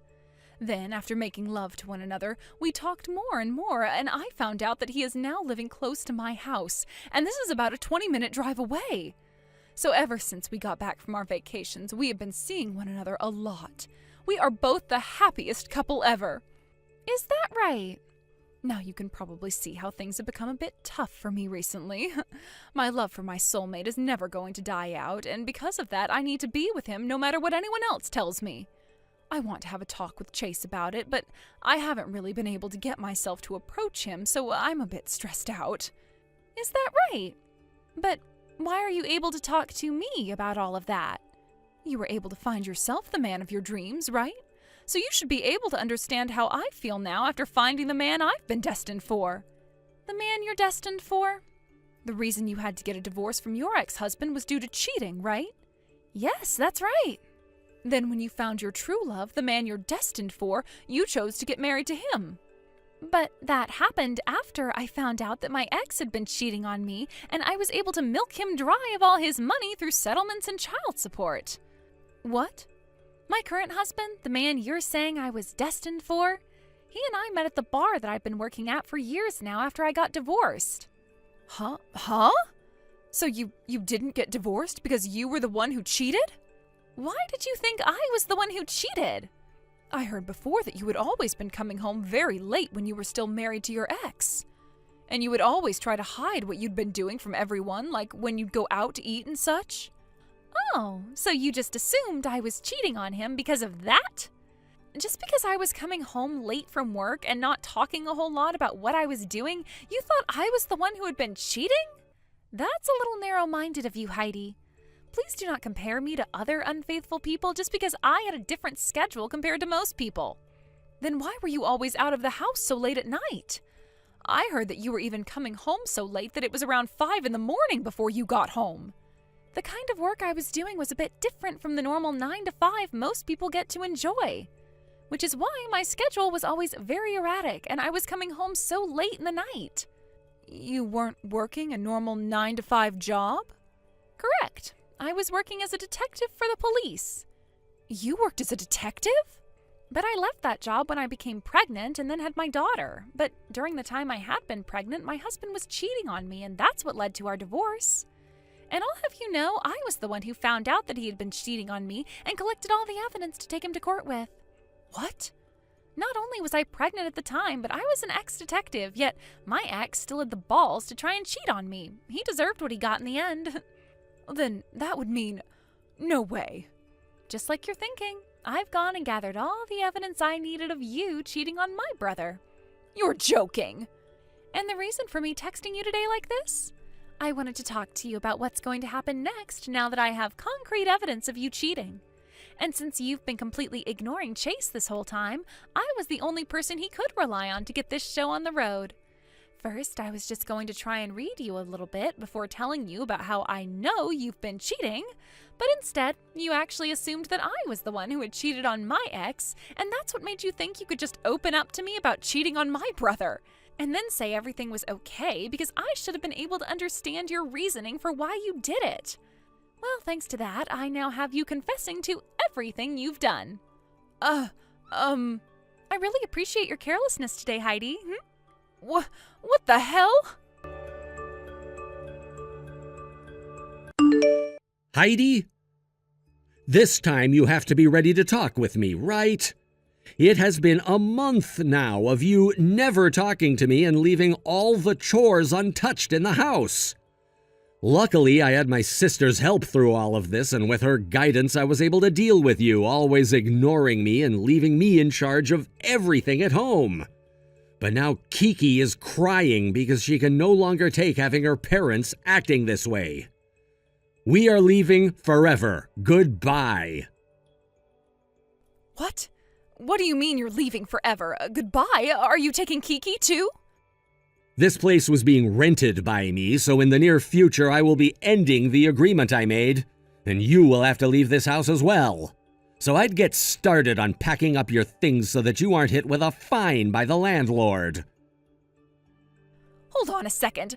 I will confess to having been cheating on you, and I will allow us to get a divorce, but you can't take Kiki away from me. I was planning on getting full custody of her in the divorce and then having you pay child support to me for her next 13 years.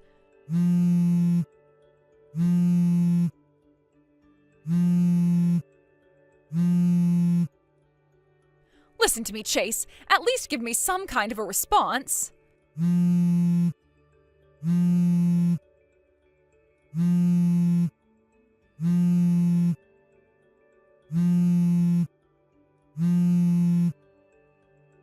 the hell do you think you are ignoring me?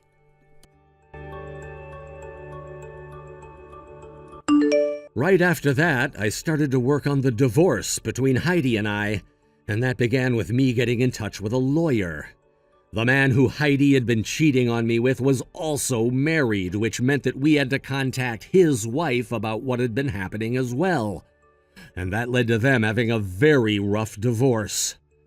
At least for myself, I was able to get full custody of Kiki, child support from Heidi for the next 13 years, more than half of the properties her and I shared, and a large settlement. Overall, this divorce was a major success for me, and eventually it became a success for that other man's wife as well. When the divorce did happen and Heidi was asked to pay up, she cried that she had never worked a job in her life before, since she was always a housewife to me.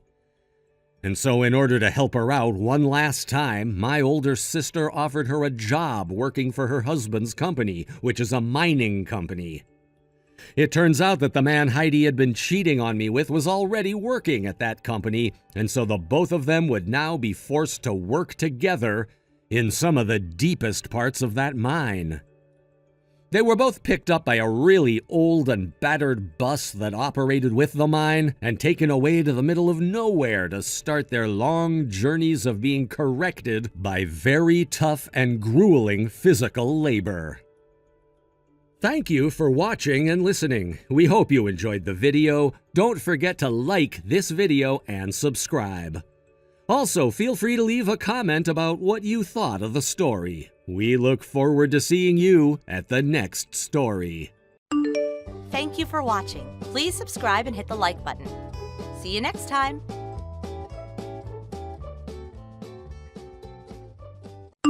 Gloria! Listen. Good evening, Naomi. The workday is over now, so could this be something we talk about tomorrow? Are you really turning 42 years old this year and getting married as well? What? Oh no, you didn't. You found out about things way too soon. Who did you end up hearing that from? Sometimes I'm able to hear the department manager and the section manager talking to one another while they're trying to be quiet. So those are the two I heard this from. I see. They were told about this before by me, so they must have been chatting with one another about it. I was planning on letting everyone know in the department that I will be getting married as time went by, because I didn't really want everyone making such a big deal of it. I ask that you please keep this a secret from everyone for right now. Who are you getting married to? Someone from inside the company? Someone that is not related to this company in any way, actually. He really has nothing to do with this company in any shape or form, so I don't think you'll ever be able to meet him. Is that so? Understood. I guess I'll be going then. All right. I will see you tomorrow then. Hey now! I just saw the man you're going to be getting married to, Gloria. What? Hello again, Naomi. So, you just saw me with my fiancé or something? When? Just a second ago, I saw him. Are you sure? You guys are having an early evening date right now, correct? Wow. He is so handsome, isn't he? I am so jealous of you, Gloria. Who exactly are you talking about, Naomi? I have been in the office all day today, and haven't even gotten home yet. There you go again. I know. You probably feel a little bit worried about telling me the truth, because you're in your 40s, and if your fiancé were to see a 19-year-old cutie like me, he'd fall for me instantly, right? You're scared of that happening, so you won't tell me anything about him, huh? What? What are you going on about right now? I'm sorry for being so young and cute right now. Anywho, I haven't met with my fiancé at all today. Because like I was saying, I'm still in the office right now. I'm not sure who you saw today that you think is my partner, but I've not been outside the office all day, and I have not been anywhere near him. I still have a bit of work to get to today, so I'll have to put my phone down now.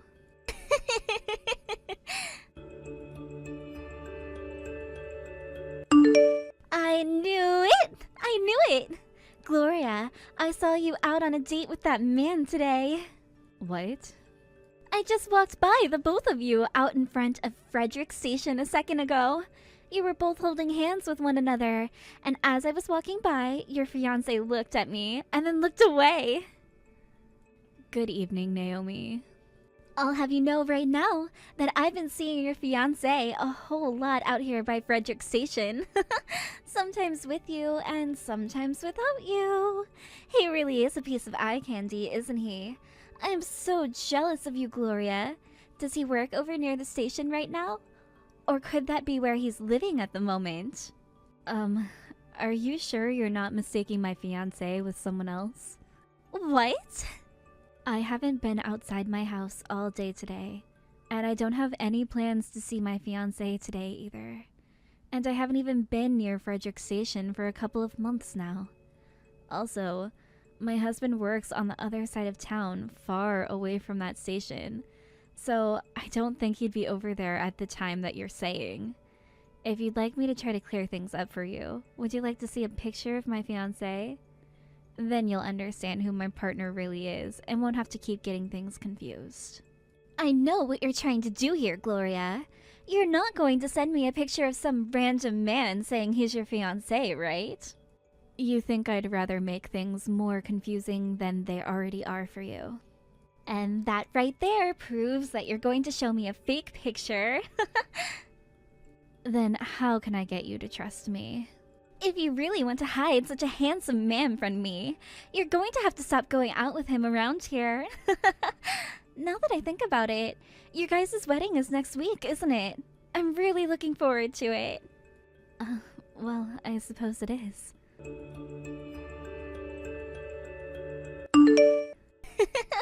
I have completely taken a hold of your fiancé. It was way too easy stealing a handsome man like him from an old hag like you, Gloria. I'm so sorry, Gloria. But here's the thing.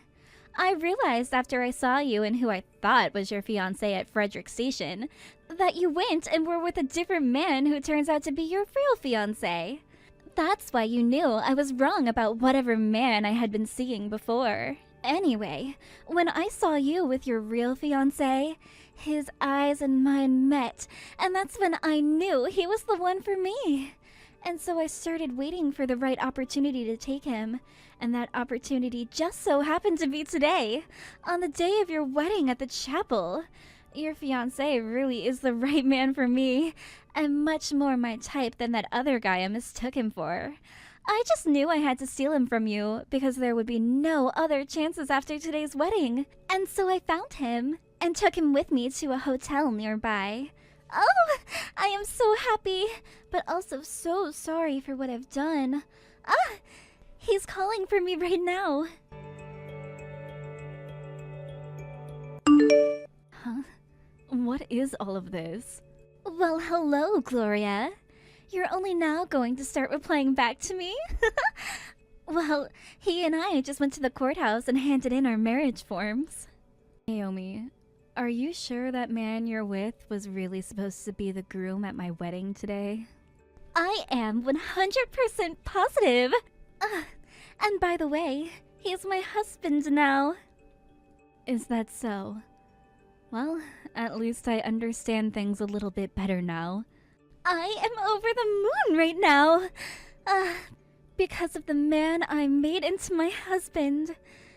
But as for you, Gloria, you are already 42 years old now.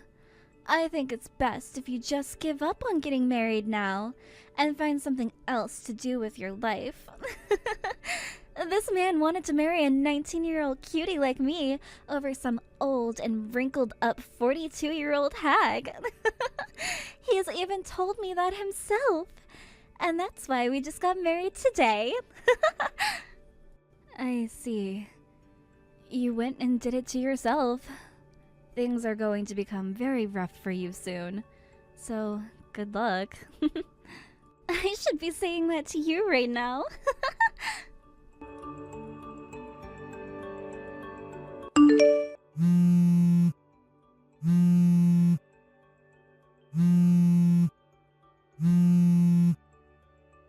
What the heck is going on here? My husband and I were just going at it in our hotel room and having the time of our life when the door swung open and some chick I've never even seen before barged in. Then she started going off about how the man who was on top of me was supposed to be her groom today. Weren't you supposed to be the bride at today's wedding? Why is she talking to me like that when this man wasn't even hers to begin with? So she was able to find out where you both were and made her way into your room? Huh? Tell me what the heck is going on right now! Aren't you supposed to be the one who's getting married today? Nope. My fiancé, the groom at my wedding today, is named Rodney, and he is with me right now. He's not left my sight all morning, and even last night we both fell asleep together, so I know that he didn't go out overnight with anyone. What? Rodney? Who the heck is Rodney? Like I was saying, Rodney is my fiancé. Huh? Are you trying to say that the man you went and stole is not named Rodney at all? He's not Rodney. His name isn't even close to Rodney. Why did this happen? How?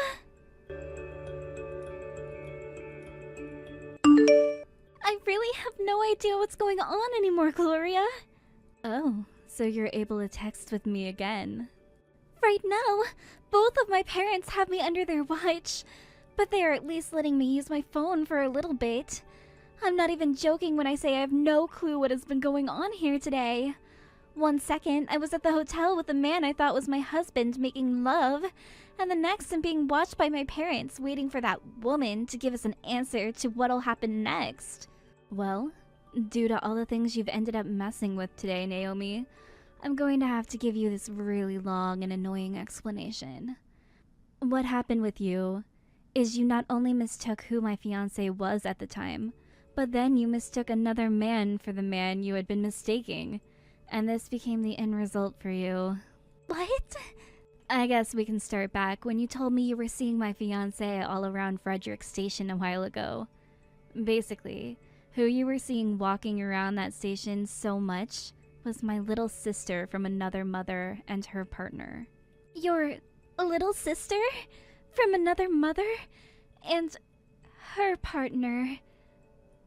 Back when I was just 2 years old, my parents had a lot going on that ended up in them getting a divorce, and I ended up going with my mother in the end. My father then got married to another woman, and they had 4 girls together, who all turned into my little sisters from another mother. Today I went and met with my dad and everyone at my wedding after such a long time of never seeing one another, and that's when he said I look a lot like his other daughters. What? And well, one of those little sisters of mine just so happens to live near Frederick Station with my dad. And she's the one that looks the most like me. Then who I saw was... That's right. You saw my little sister from another mother and her husband walking together. Huh?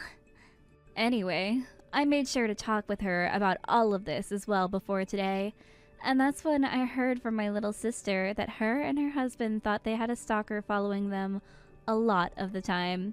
And that stalker just so happened to be you, ever since the first time you laid eyes on her husband. I'm a stalker to them? Now that I've made it clear to you that you've not been seeing my husband and I that whole time, but my sister and her husband, could you please leave them alone and stop stalking them? They have had to worry about why you've been following them around for weeks now, and said if you don't stop, they're going to get the police. So I really do recommend that you stop that. This can't be! And as for that chapel you went to today, looking for my husband, well, that wasn't even my wedding, and I wasn't even there. Huh? I get that today that wedding happened during the same time as my wedding, but besides that, they were held at different locations and had nothing to do with one another. Which means that groom which you took has nothing to do with me. I don't even know who he is, and he should not know who I am. Huh? I suppose that I have been to that wedding chapel once before, but I was only there to tour the place before my husband decided that we wouldn't be doing a traditional wedding inside a church, and would be having ours in a garden. So we were outside all day today, having our wedding, and we were not inside any kind of church. Now that you mention it, when I went into the church to find your husband, I saw the bride at the front, but she had a veil over her face, so I couldn't tell if she was you or not. Our wedding was being held out behind that church, actually, and when I went there to get changed, I heard talk about how someone ran off with the bride's groom. I felt so bad for her at the time, and after a little time went by, I got a message from you saying that you'd stolen my husband and all that. That's when I stood there in disbelief, thinking you might have been the one who'd done it.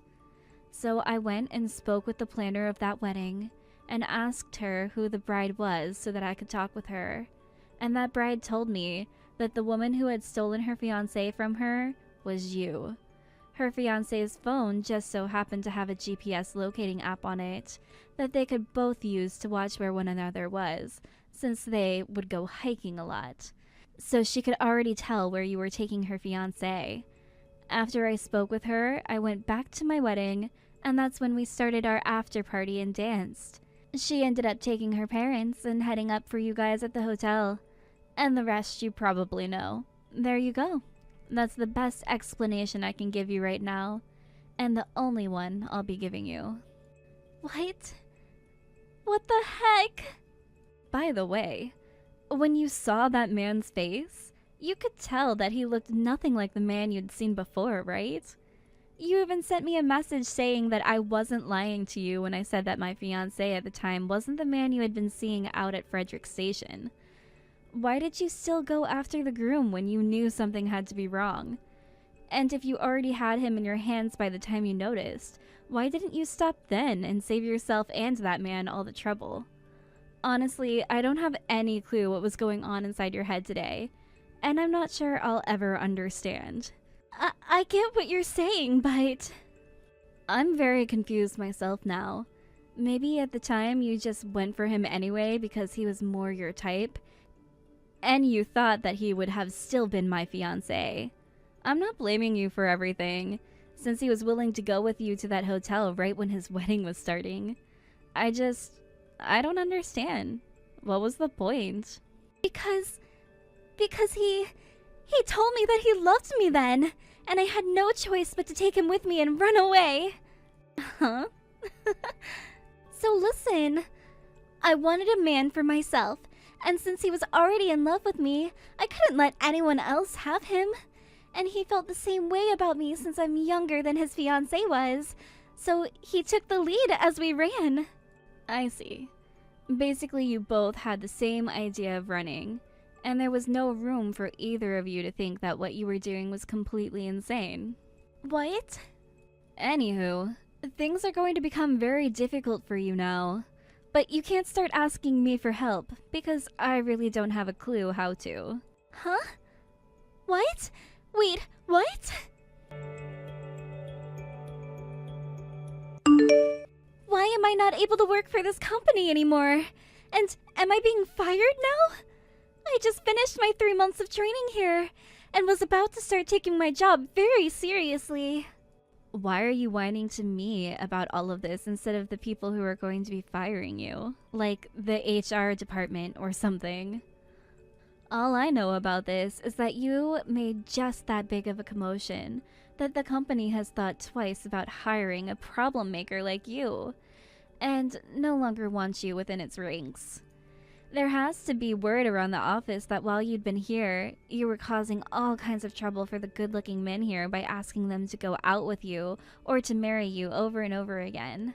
I get that you are young, and right now is the time all of you guys want to date and find someone you really love. But this is a workplace, first of all, so it is very inappropriate for you to be doing anything like that here. And second of all, most of the men here are married or way too old for you anyway. What? I was the one causing trouble. I'm sorry, but could you please stop talking to me? It's really exhausting to have to talk to you all the time like this, and I have more important things in my life to deal with now, like my husband and such. No way! Gloria! I'm just gonna block you for good measure. Goodbye now. Gloria! Let's start with the wedding that Naomi ended up stealing the groom from. It turns out that the groom was more of a player than anything else and wasn't really interested in getting married anyway. So when a younger and good-looking girl like Naomi came up to him saying that she was in love with him, he saw that was his chance to get out of marrying his fiancée and ran away with her. They were both so fond of one another that it really made the statement of love at first sight very real. And due to that, they both got married right away at the courthouse without even thinking of what would happen next. In the end, after they were both found by the fiancé of the groom which Naomi had stolen, both Naomi and her husband were now exiled to everyone they knew. And not only that, but the both of them had to pay settlements of around $100,000, which in the end put the both of them in debt. When they both had been put into that kind of debt, they finally opened their eyes to the reality they had both just put themselves in. Not too long after the settlements had been paid off, and then having to start paying off the debt they had both gotten into, their relationship began to deteriorate. It started with the two of them always yelling and screaming at one another in the apartment they moved into about things like who was to blame for jumping the gun on getting married, and who was to blame on running away from the wedding in the first place. There were plenty of noise complaints from all the neighbors there. And at one point, the landlord even came and told them they'd be evicted if they didn't figure things out. However, that warning from the landlord only seemed to make things worse, as yelling and screaming turned to slapping and punching one another, until one day their physical fight went way overboard and the police had to be called. Naomi's husband ended up hitting her so hard that it knocked out 5 of her teeth, and that caused her to scream one of the most blood-curdling screams that apartment complex had ever heard. They were both placed under arrest for domestic abuse, and both looked like they had been fighting MMA when the police took pictures of them. This led to the both of them being hit with some charges but no jail time. And after all that had been settled, they got a divorce and went their separate ways. Since then, there is not a single person who knows about what happened to the both of them. Thank you for watching and listening. We hope you enjoyed the video. Don't forget to like this video and subscribe. Also, feel free to leave a comment about what you thought about the story. We look forward to seeing you in the next story. Thank you for watching. Please subscribe and hit the like button. See you next time.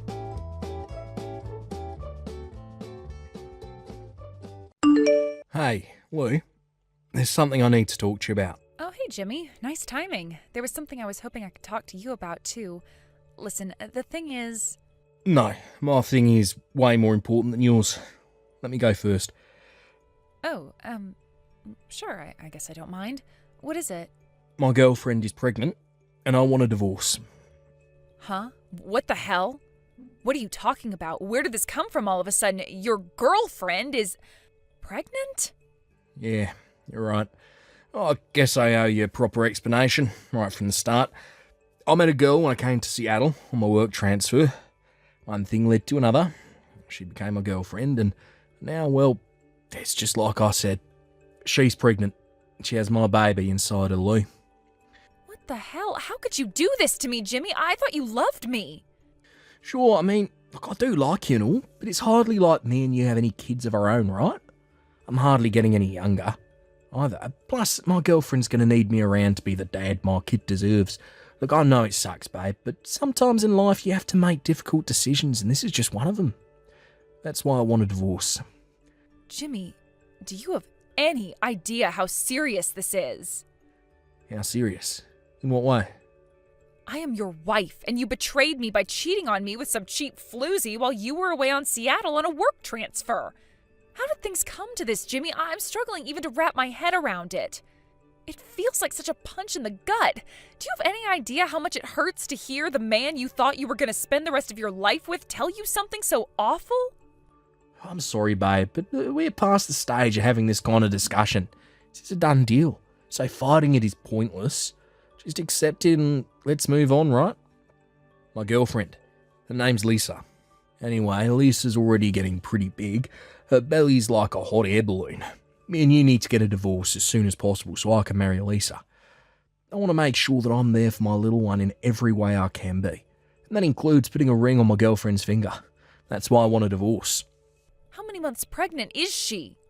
6 months. I see. So the fact that you kept quiet about this pregnancy the whole time means you intentionally waited as long as you could before demanding a divorce by using the baby as a shield right as it was about to be born. I don't care what you think of me. If painting me as a scheming mastermind helps you sleep at night, then go ahead. There's nothing I won't do to protect Lisa and my baby. If being thought of as the bad guy is what it takes to do that, then hey, so be it. The bottom line here is that we're getting a divorce. And that's final. Look, are you going to meet me halfway on this or not? Ideally, it needs to be sooner rather than later. I already sent you a set of divorce papers with my signature on them. They should be arriving any day now. All you got to do is sign them and hand them in at the county clerk's office and we're done. No. Huh? We're not getting a divorce. What? No way. We are not getting a divorce. Why the heck not? Do you have any idea how much of a difficult spot I'll be in if we don't divorce? My baby. If you refuse to agree to a divorce, I'll have no choice but to hire a lawyer. I swear I'll do it, Lou. No way, don't you know? If this goes to divorce court, you're going to be the one held responsible for cheating on me. If you're held responsible for cheating on me, well, let's just say it won't be pretty. Is this really what you want? What? Basically, if I, the one who got cheated on, say I don't want a divorce, you have one of two options. Take it to divorce court and end up owing me more compensation than you could make in 2 lifetimes, or respect my wishes. Holy crap, are you blackmailing me? What the heck is this? Compensation? I had no idea about any of this stuff. Shall I repeat myself? Okay, no way. We are not getting a divorce. What the? Quit screwing around, woman. Why are you saying it like that? It's almost like you're enjoying yourself. You're screwing me around, so I'm screwing you around in return. It makes perfect sense from where I'm standing. You seem to enjoy telling me how it's going to be, so allow me to do the same to you. We are not getting a divorce, and that's final. God, Lou, why are you doing this? Oh, that reminds me. You better not think of forging my signature and handing in the divorce papers behind my back. I promise you it would be the biggest mistake of your life. Fraud is a crime. And do you know what happens to criminals? If you want your ass thrown in jail, go ahead. What the hell? There's a law against that? Most people just get fines, but in particularly egregious cases, jail time. What would constitute an egregious case, you ask? Oh, I don't know. How about blatantly ignoring the warning not to forge my signature I just sent you? Go ahead, Jimmy. Try your luck if you're feeling brave. Jail time? What in the heck in Jesus balls is going on here? What's the deal with you? I'll be keeping hold of the divorce papers you sent me just in case. I suggest you think very carefully about how you proceed next. Do I make myself clear? Oh my God, what the heck is happening? Anyway, we're done here. For today. Goodbye. Look, please don't do this to us. My girlfriend is heavily pregnant. Why don't you want to stay married to me? I cheated on you. Damn it. Look, surely you should be desperate to get as far away from me as you possibly can.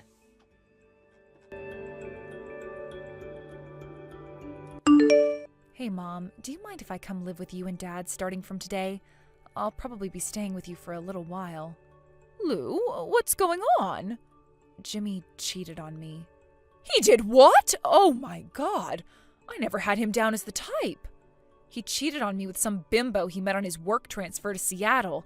Not only that, but they're officially dating. She's pregnant. He's demanding a divorce. Wow, what am I even reading? I can't believe he'd do something so awful, and the timing couldn't be any worse. Have you told him about that thing yet? I was just about to when he dropped the whole affair bombshell on me. As you can imagine, we got sidetracked after that. I immediately told him I wouldn't agree to the divorce. But to be honest, Mom, I don't have any idea what to do. My head's all over the place, and I'm finding it difficult to think straight. He really did a number on me with this one. Do you have any advice? I understand, dear. It's normal to feel this way. You're in shock, and this is a very difficult decision to make. But if you ask me, I think there's a possibility not divorcing right away could work to your advantage. You did the right thing, and I am proud of you. Mom, it's okay, dear. We don't need to talk about this now. First, all you need to do is come home. This is no time for you to be on your own. Listen, come and be with me and your father. I'll make you a nice and delicious pot of rabbit stew, and we can all watch soap operas together. Me and your father are about to come and pick you up from the house. Get your things together, okay? Okay. Listen, Mom, thanks. Lou, are you there? This is beyond a joke now. Would you quit it already? We need to get a divorce ASAP. My kid's going to be born illegitimate if you don't quit screwing me around. Can you imagine that, being brought into the world out of wedlock? Is that what you want for my baby? Wouldn't you feel bad? Don't you feel bad about cheating on me? You have a very warped moral compass, Jimmy. That's different. Quit trying to change the subject. You can say what you want about me, but my unborn kid did nothing wrong. Huh? Are you really coming at me with this crap? How can you claim to care about what's best for your unborn baby when you're using it as a tool to manipulate me into agreeing to the divorce after you've been cheating on me for the last God knows how long?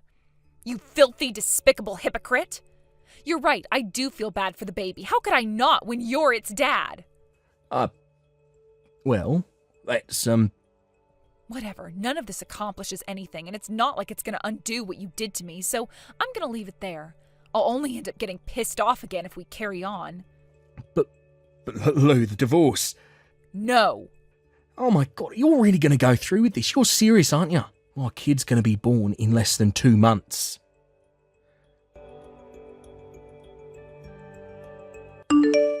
Lou, you'll never believe what I just found out. It turns out that one of my classmates from high school is a lawyer specializing in divorce now. Apparently she's happy for you to have a free consultation. Does that sound like something you'd be interested in? Wow, really? She has connections at a prestigious private investigators firm in the city, too. Would you like her to put in a word with them? You're right. There's no use putting this off any longer. It's now or never. If you think she's reliable, then go ahead. Let's do this.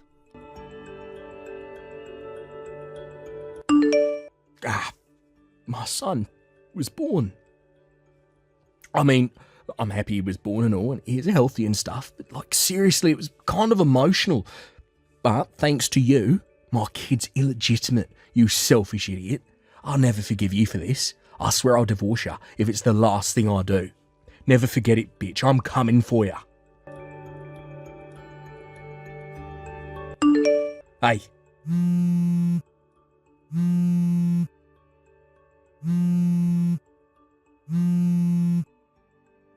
Hey, Lou, what the hell is this package that turned up at my house that I had to sign for? I mean, the compensation part I understand, but child support? Why in the heck would I have to pay you child support? We don't have any kids. Yes, we do. Huh? She was born 2 weeks ago. Wait, what? What did you just say? You appear to have completely forgotten, but back when we had it out over message when you announced the affair, your girlfriend's pregnancy and the divorce, I also had something important to tell you. But after you insisted on going first and things got derailed by the bombshell you dropped on me, I never got the chance. I never got the chance to tell you I was pregnant. Oh my God. What? Are you being serious right now? You're about to tell me you were pregnant, that's what you wanted to talk to me about? We haven't had sex ever since I moved to Seattle for work. You stayed at the house with me for 3 days, once when you came back for that super important meeting at HQ here in New York, Jimmy. You came home drunk the first night after going out bar hopping with your coworkers. Wait, what? We did it then? Yes, we did it then. If you don't believe me, you're free to get a DNA test. I haven't done anything wrong and I have nothing to hide, so go ahead. If you can afford to pay what you owe me, I'll gladly divorce you. Well, you will? What, really? Ha ha, woohoo! The only reason I dragged the divorce out so long was to iron everything out with my lawyer. This way I can make sure you'll pay our baby every last cent of the child support and fulfill your responsibilities as a father, as much as possible given the circumstances, that is. Obviously, you're too much of a low-life scumbag to actually be a dad to our girl, but that doesn't mean I won't make damn sure I get my money. I knew that if I divorced you too soon, you'd probably pull a vanishing act and I'd never see you again. Wow, you really don't trust me one bit, huh?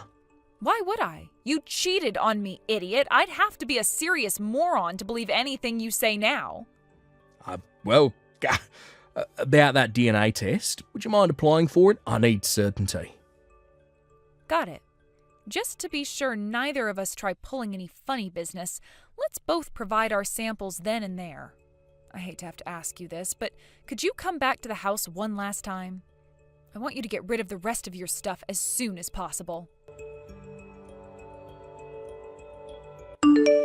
God damn it, it's really my kid, huh? Yes, of course it is. I'll take the compensation and child support in one lump sum, thanks. Ah, God frickin' damn it. Are you for real? I have to raise my kid with Lisa too, you know. I find it hard to believe you doubt my sincerity after all this time, so how about you stop trying to worm your way out of the mess you made and pay up? I'll submit the divorce papers once I have the whole amount on the bill. Of course, that includes the compensation your new girlfriend owes me. God damn it.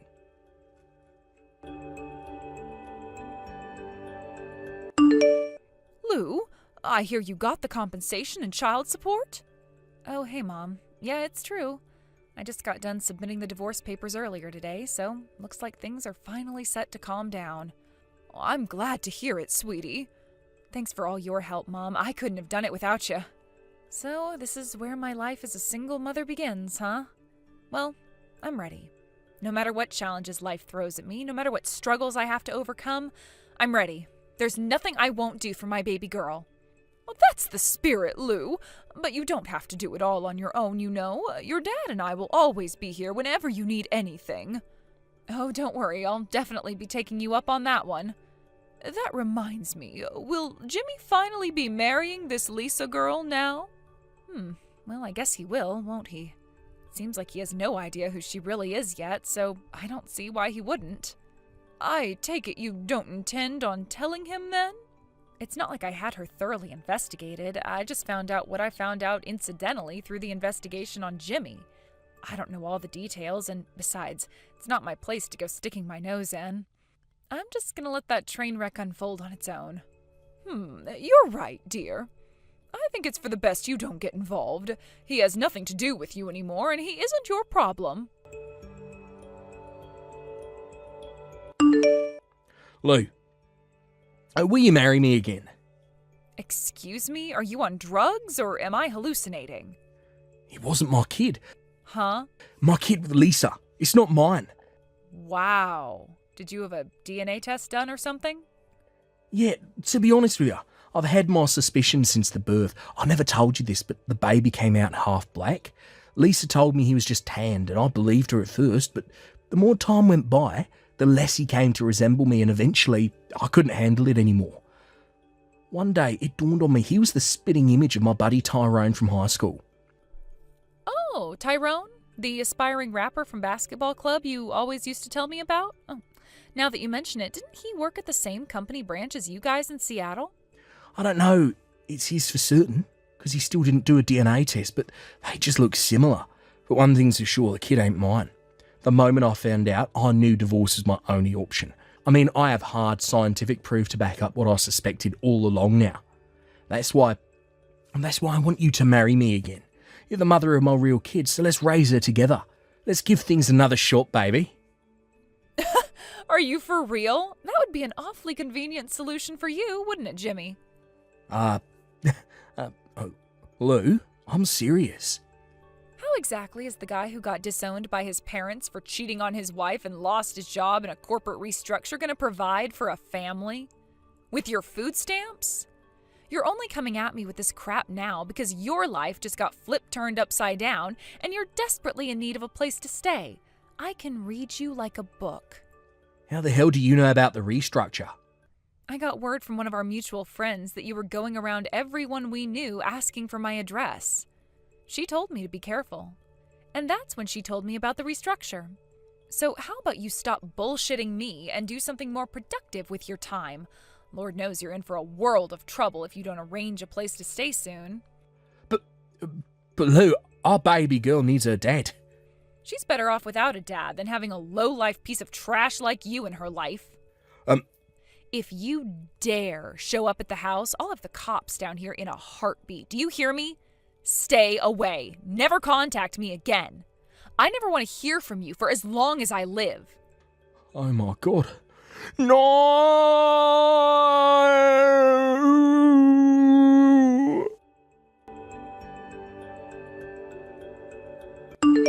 A few days later, Jimmy showed up in my inbox again, demanding visitation rights to Isabella. Unfortunately for him, I had all the chat logs from back when he thought he was going to spend the rest of his life with Lisa, which contained a certain message saying he never had any intention of meeting Isabella and wanted nothing to do with her. When I sent him the screenshot, he suddenly stopped responding. By the way, apparently Lisa went crazy and started stalking Tyrone when he refused to take responsibility for his son. Things on their end show no sign of calming down for a while yet. Luckily, the rest of Jimmy's family are actually decent human beings. His parents are both super sweet, and we always got along well. They had my back throughout the whole divorce process, and I am super grateful to them. Isabella loves going to stay with them on weekends, and they love spending time with their only granddaughter. Later on, apparently Jimmy found out about our arrangement through a friend. Not wanting to risk their wayward son showing up and creating drama, they decided to move house to a small town an hour away from my place. A few days after they left, we received reports from a neighbor that a dejected Jimmy showed up outside their now vacant house with all of his belongings, screaming, "I have nowhere to live, damn it!" so loud that he could be heard from 5 blocks away. Thanks for watching, folks. We hope you enjoyed the video. Don't forget to prove what a boss you are by liking and subscribing. Did Jimmy get his just desserts? Let us know your thoughts in the comments. We can't wait to see you again next time. Peace! Thank you for watching. Please subscribe and hit the like button. See you next time. Hey, Harvey. I'm at the airport. We landed about a half hour ago. I'll be heading home soon. Welcome back, Melanie. So how was your vacation? Did you have a good time with all your friends? I bet it was nice to catch up. Yeah, it was nice. Should I head over there to pick you up? No, don't bother. We're all pooling our money and taking a taxi from the airport. Oh, okay. Well, take care. See you soon. Before you go, there's one more thing I want to talk to you about. Oh, what is it? I want a divorce. What? If you just do what I tell you and agree to the divorce without a fight, I'll let you have full custody of Alina. What do you say? That way we can have an amicable divorce and both go our separate ways. Hold on, Melanie. If this is a joke, it's not funny. I mean, come on, you just got back from your vacation and now you're suddenly divorcing me? Are you being serious? Dead serious. I want a divorce. Well, can I ask why? No. You've got to be kidding me. You're genuinely gonna drop this huge bomb on me and not even tell me why? Yep. If I have to give you some reason, I guess I'll say this much. Over the course of this vacation, I've realized that I've been held back way too much during our marriage and want to be free again. How's that? Are you happy? Held back? What are you talking about? Of course that pathetic excuse for an explanation wouldn't make me happy. Well, happy or not, we're getting divorced. The thing is, though, my parents are both dead and I don't have anywhere else to live, so until the whole divorce process is settled, then I'm going to keep living at our house. We'll be living together, but living our own separate lives. That's ridiculous! I'll move into the upstairs guest room that your grandma lived in for a while before she died. There's a bathroom up there, but I guess we'll have no choice but to share the kitchen and shower. I don't believe this. You're serious? I already told you. Dead serious. Just know that I'm not going to do any of the housework for you, and I'm also not doing anything for Alina anymore. She's your problem now. Okay, that is one step too far. It's one thing if you don't want to have anything to do with me anymore, but Alina is your daughter. How can you do that to your own daughter at her age? She's in high school. She'll be fine. Fine? Just what does fine mean to you? Oh, you are being so obnoxious. Harvey, grow up. We're getting divorced, and that's final. End of discussion. Don't ever speak to me again under any circumstances. Hey, Dad. Are you out of work yet? Oh, hey, Alina. Yeah, I just got into my car right now. What's up, honey? Well, it's about Mom. Oh, no. What did she do? It's not that she did do something, it's that she's not doing anything. She came in the house a bit ago, walked straight up to the guest room, and locked the door. I'm so sorry, Alina. And I got to thinking, and I realized that she hasn't actually said anything to me at all since she got back from that vacation she took with her friends. Did something happen to Mom? Unreal. She's too much of a coward to tell you to your face. What's going on, Dad? Listen, Alina, we need to have a talk. How about you and I go out to dinner tonight? I'll tell you everything then. That's fine with me, but what about Mom? Don't worry about her. I'll be home in just about half an hour, so go ahead and wait for me at the bus stop on the corner, okay? Okay, Dad, if you say so. You listen to me, Melanie. I know you're never gonna respond to this, but I'm still gonna give you a piece of my mind. You want to abandon this family and everything we've built together? Fine. You want to lock yourself in the guest room until it's over? That's fine too. But god damn it, Melanie, do you not even have the decency to tell your own daughter about what you're doing to her? What kind of a miserable, pathetic coward are you? We might be moving toward divorce, but as of right now, you're still my wife, and you're still Alina's mother. You won't be my wife for much longer, but you will never stop being Alina's mother. You need to be an adult and take responsibility for your own actions. Talk to her face to face and tell her exactly what's going on. Hey, Alina, how are you doing? Hey, Dad, I'm all right. But you're really getting divorced? Well, technically, there's nothing set in stone yet, but that's how things are looking. It's just like I told you over dinner. Based on the way she's acting, I need to prepare for every possibility.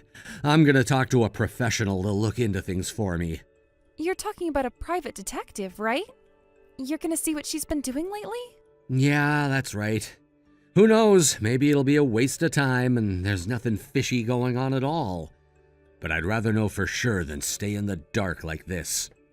And while that's going on, I can't let your mom know anything, so whenever you want to talk to me about her, even if we're both at home, could you please text me? Sure thing, Dad. I know you're a senior in high school, and between graduation and college applications, you've got a lot on your mind right now, so I'm sorry to have to drag you into this. It's okay, Dad. I mean, sure, it's kinda weird going behind Mom's back like this. But I know that as hard as it may be for me, it's way harder for you. If there's anything I can do to help you out, let me know. Thanks so much, Alina. Hi, Melanie. Just letting you know, Alina and I talked about her college plans, and she's already submitted her application. This is a conversation that I wanted to have between all of us, but you've been going out at all hours of the night lately, so I've never had a chance to talk to you. If you want to know what Alina's college plans are, you can go and ask her yourself. I know you're bound and determined to abandon all of your motherly responsibilities to her, but I shouldn't have to explain to you what sort of emotional toll that's going to take on her going forward. Think about that sometime. Hey, Dad, do you have a minute? It's about Mom. What is it, honey? I was thinking, you know that vacation when Mom said she was going with a bunch of her friends? Do you think she might have actually been going with another man? Huh? I know this is really sudden. One of my friends has an older brother who was married, but one day his wife went on a vacation that she said was just with a group of her friends. But she was actually going with her boyfriend. He found out, and that was what caused their divorce. When she told me about that, I just thought, well, that sounds kind of like what Mom is doing. You're a smart girl, Alina. I just got the report from the private detective I hired yesterday, and there was some information about her vacation inside. What did it say? Well, it turns out that she actually did go on that vacation with a bunch of her old female friends from school.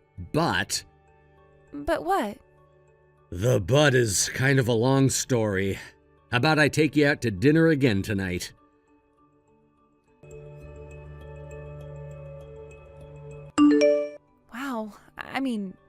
Wow. That's all I have to say. I was wondering what you might say, but I never expected that. I'm sorry you had to hear all that. But it's the reason that your mom and I are 100% going to get divorced now. I thought that you deserved to know the truth since it's going to have a pretty major impact on your life moving forward. I know, and don't worry about me, Dad. I'll be fine. I was already mentally prepared for the possibility of having to change schools anyway, so does this mean you're gonna make your big move now? Yep. You've got a break from school coming up, and I thought I'd wait until then to take care of everything in one fell swoop. It's all gonna happen pretty fast, so be ready. Gotcha. I will be. It's been 3 months since you started completely shutting Alina and me out. We've been living in the same house, but we've become like total strangers. I think it's safe to say we're not a family anymore. And for the record, I think the thing that ticks me off the most is how you've basically stolen the room that my grandma lived in for all those years. Especially now that your betrayal has come to light. How could you, Melanie? How could you have an affair with Alina's homeroom teacher? What? Your vacation with your friends 3 months ago? All of you were cheating on your husbands and all of you brought your boyfriends along. It was all a scheme to hide your infidelity. This way you could all serve as each other's alibis in order to avoid suspicion. You all got on the same plane together and headed to your destination. Then when you got there, your boyfriends were all waiting to pick you up. You had your fun separately, then when it was time to come back home, you all met up at the airport and came back together. Oh no. And your plan would have gone perfectly, if not for one small mistake. You were having so much fun out in the open with your boyfriend, free to move about and do as you please without the fear of being caught, that you ended up staying one extra night and wanted to get married. But there was one little tiny problem, of course. You were married to someone else. If word got out about your affair, it would put you in a world of trouble. So you came up with your next shameless plan. You would demand a divorce, then cut off all contact with me and Alina in order to keep yourself from slipping up and spilling the beans. Oh, this can't be happening. Well, it is, Melanie. You thought you could keep your infidelity from me if you just clammed up, but it didn't work. How did you figure all of that out? I hired a private detective. A private detective? You've been meeting with your teacher boyfriend from time to time, giving each other updates on how the situation was going with your respective spouses, right? The detective overheard one of your little meetups. How dare you hire someone to follow me around? That is not fair. That's an invasion of my privacy. I'd say you lost the right to complain about fairness and privacy when you used your privacy to cheat on me and betray your family. I can't believe this. Well, how about this? I'll break up with my boyfriend, okay? I'll break things off with him, and then we can be a family again. Oh, that would fix everything, right? Are you joking? That fixes nothing. Thanks to your fling with her teacher, Alina is too embarrassed to show her face around school anymore. Really? She asked me to let her change schools, so I talked to the school administration and made it happen. She changed schools this close to graduation? Yes, and it's your fault. Don't forget that. As for me, I also requested a transfer from my company. What would you do that for? Wait, don't tell me. Alina's changing schools and you're getting a transfer? Are you gonna move? Not going to. Did. What do you mean? We already moved. Thanks to you locking yourself up in your room every day, you didn't even notice what we were doing, did you? I had no idea. Everything that's left in that house right now is your stuff. I'm putting the house up for rent starting next month, so pack everything up and get out of there as soon as possible. You can't do that. Remind me, whose name is on the title? Oh, yeah, mine. Harvey, don't do this. I'll be suing you for child support for Alina, so I hope you can get yourself a good lawyer. A lawyer? I don't know any lawyers. Oh, and let me tell you just one more thing. Alina's getting a new phone with a new number, so don't bother trying to contact her anymore. Even if you could call her, she won't pick up for you. But I'm her mother. I'll be getting a new phone soon too, so from here on out, anything you want to say to me will have to go through my lawyer. Goodbye, Melanie. Wait, don't go. Please, let's talk about this. You can't really be abandoning me like this, right?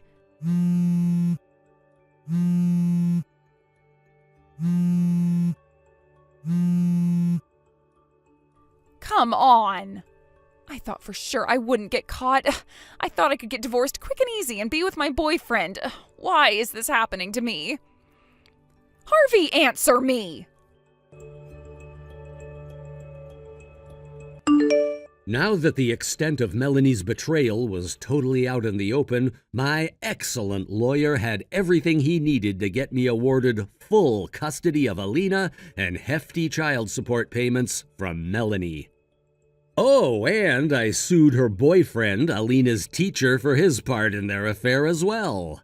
We also gave a full report to the school, and they said that they would be taking strict disciplinary measures against him. But wait, there's more. If you recall, all of Melanie's friends who went with her on the trip were cheating on their husbands too. And now every single one of them is in the same boat as Melanie. Since all of the children in their marriages were over 15, they got to choose which parent they were going to stay with, and they obviously all chose their fathers. So now, what were these women to do? They destroyed their marriages, their families, their friendships. Some moved back in with their own parents, but most of them ended up getting disowned and kicked out onto the curb.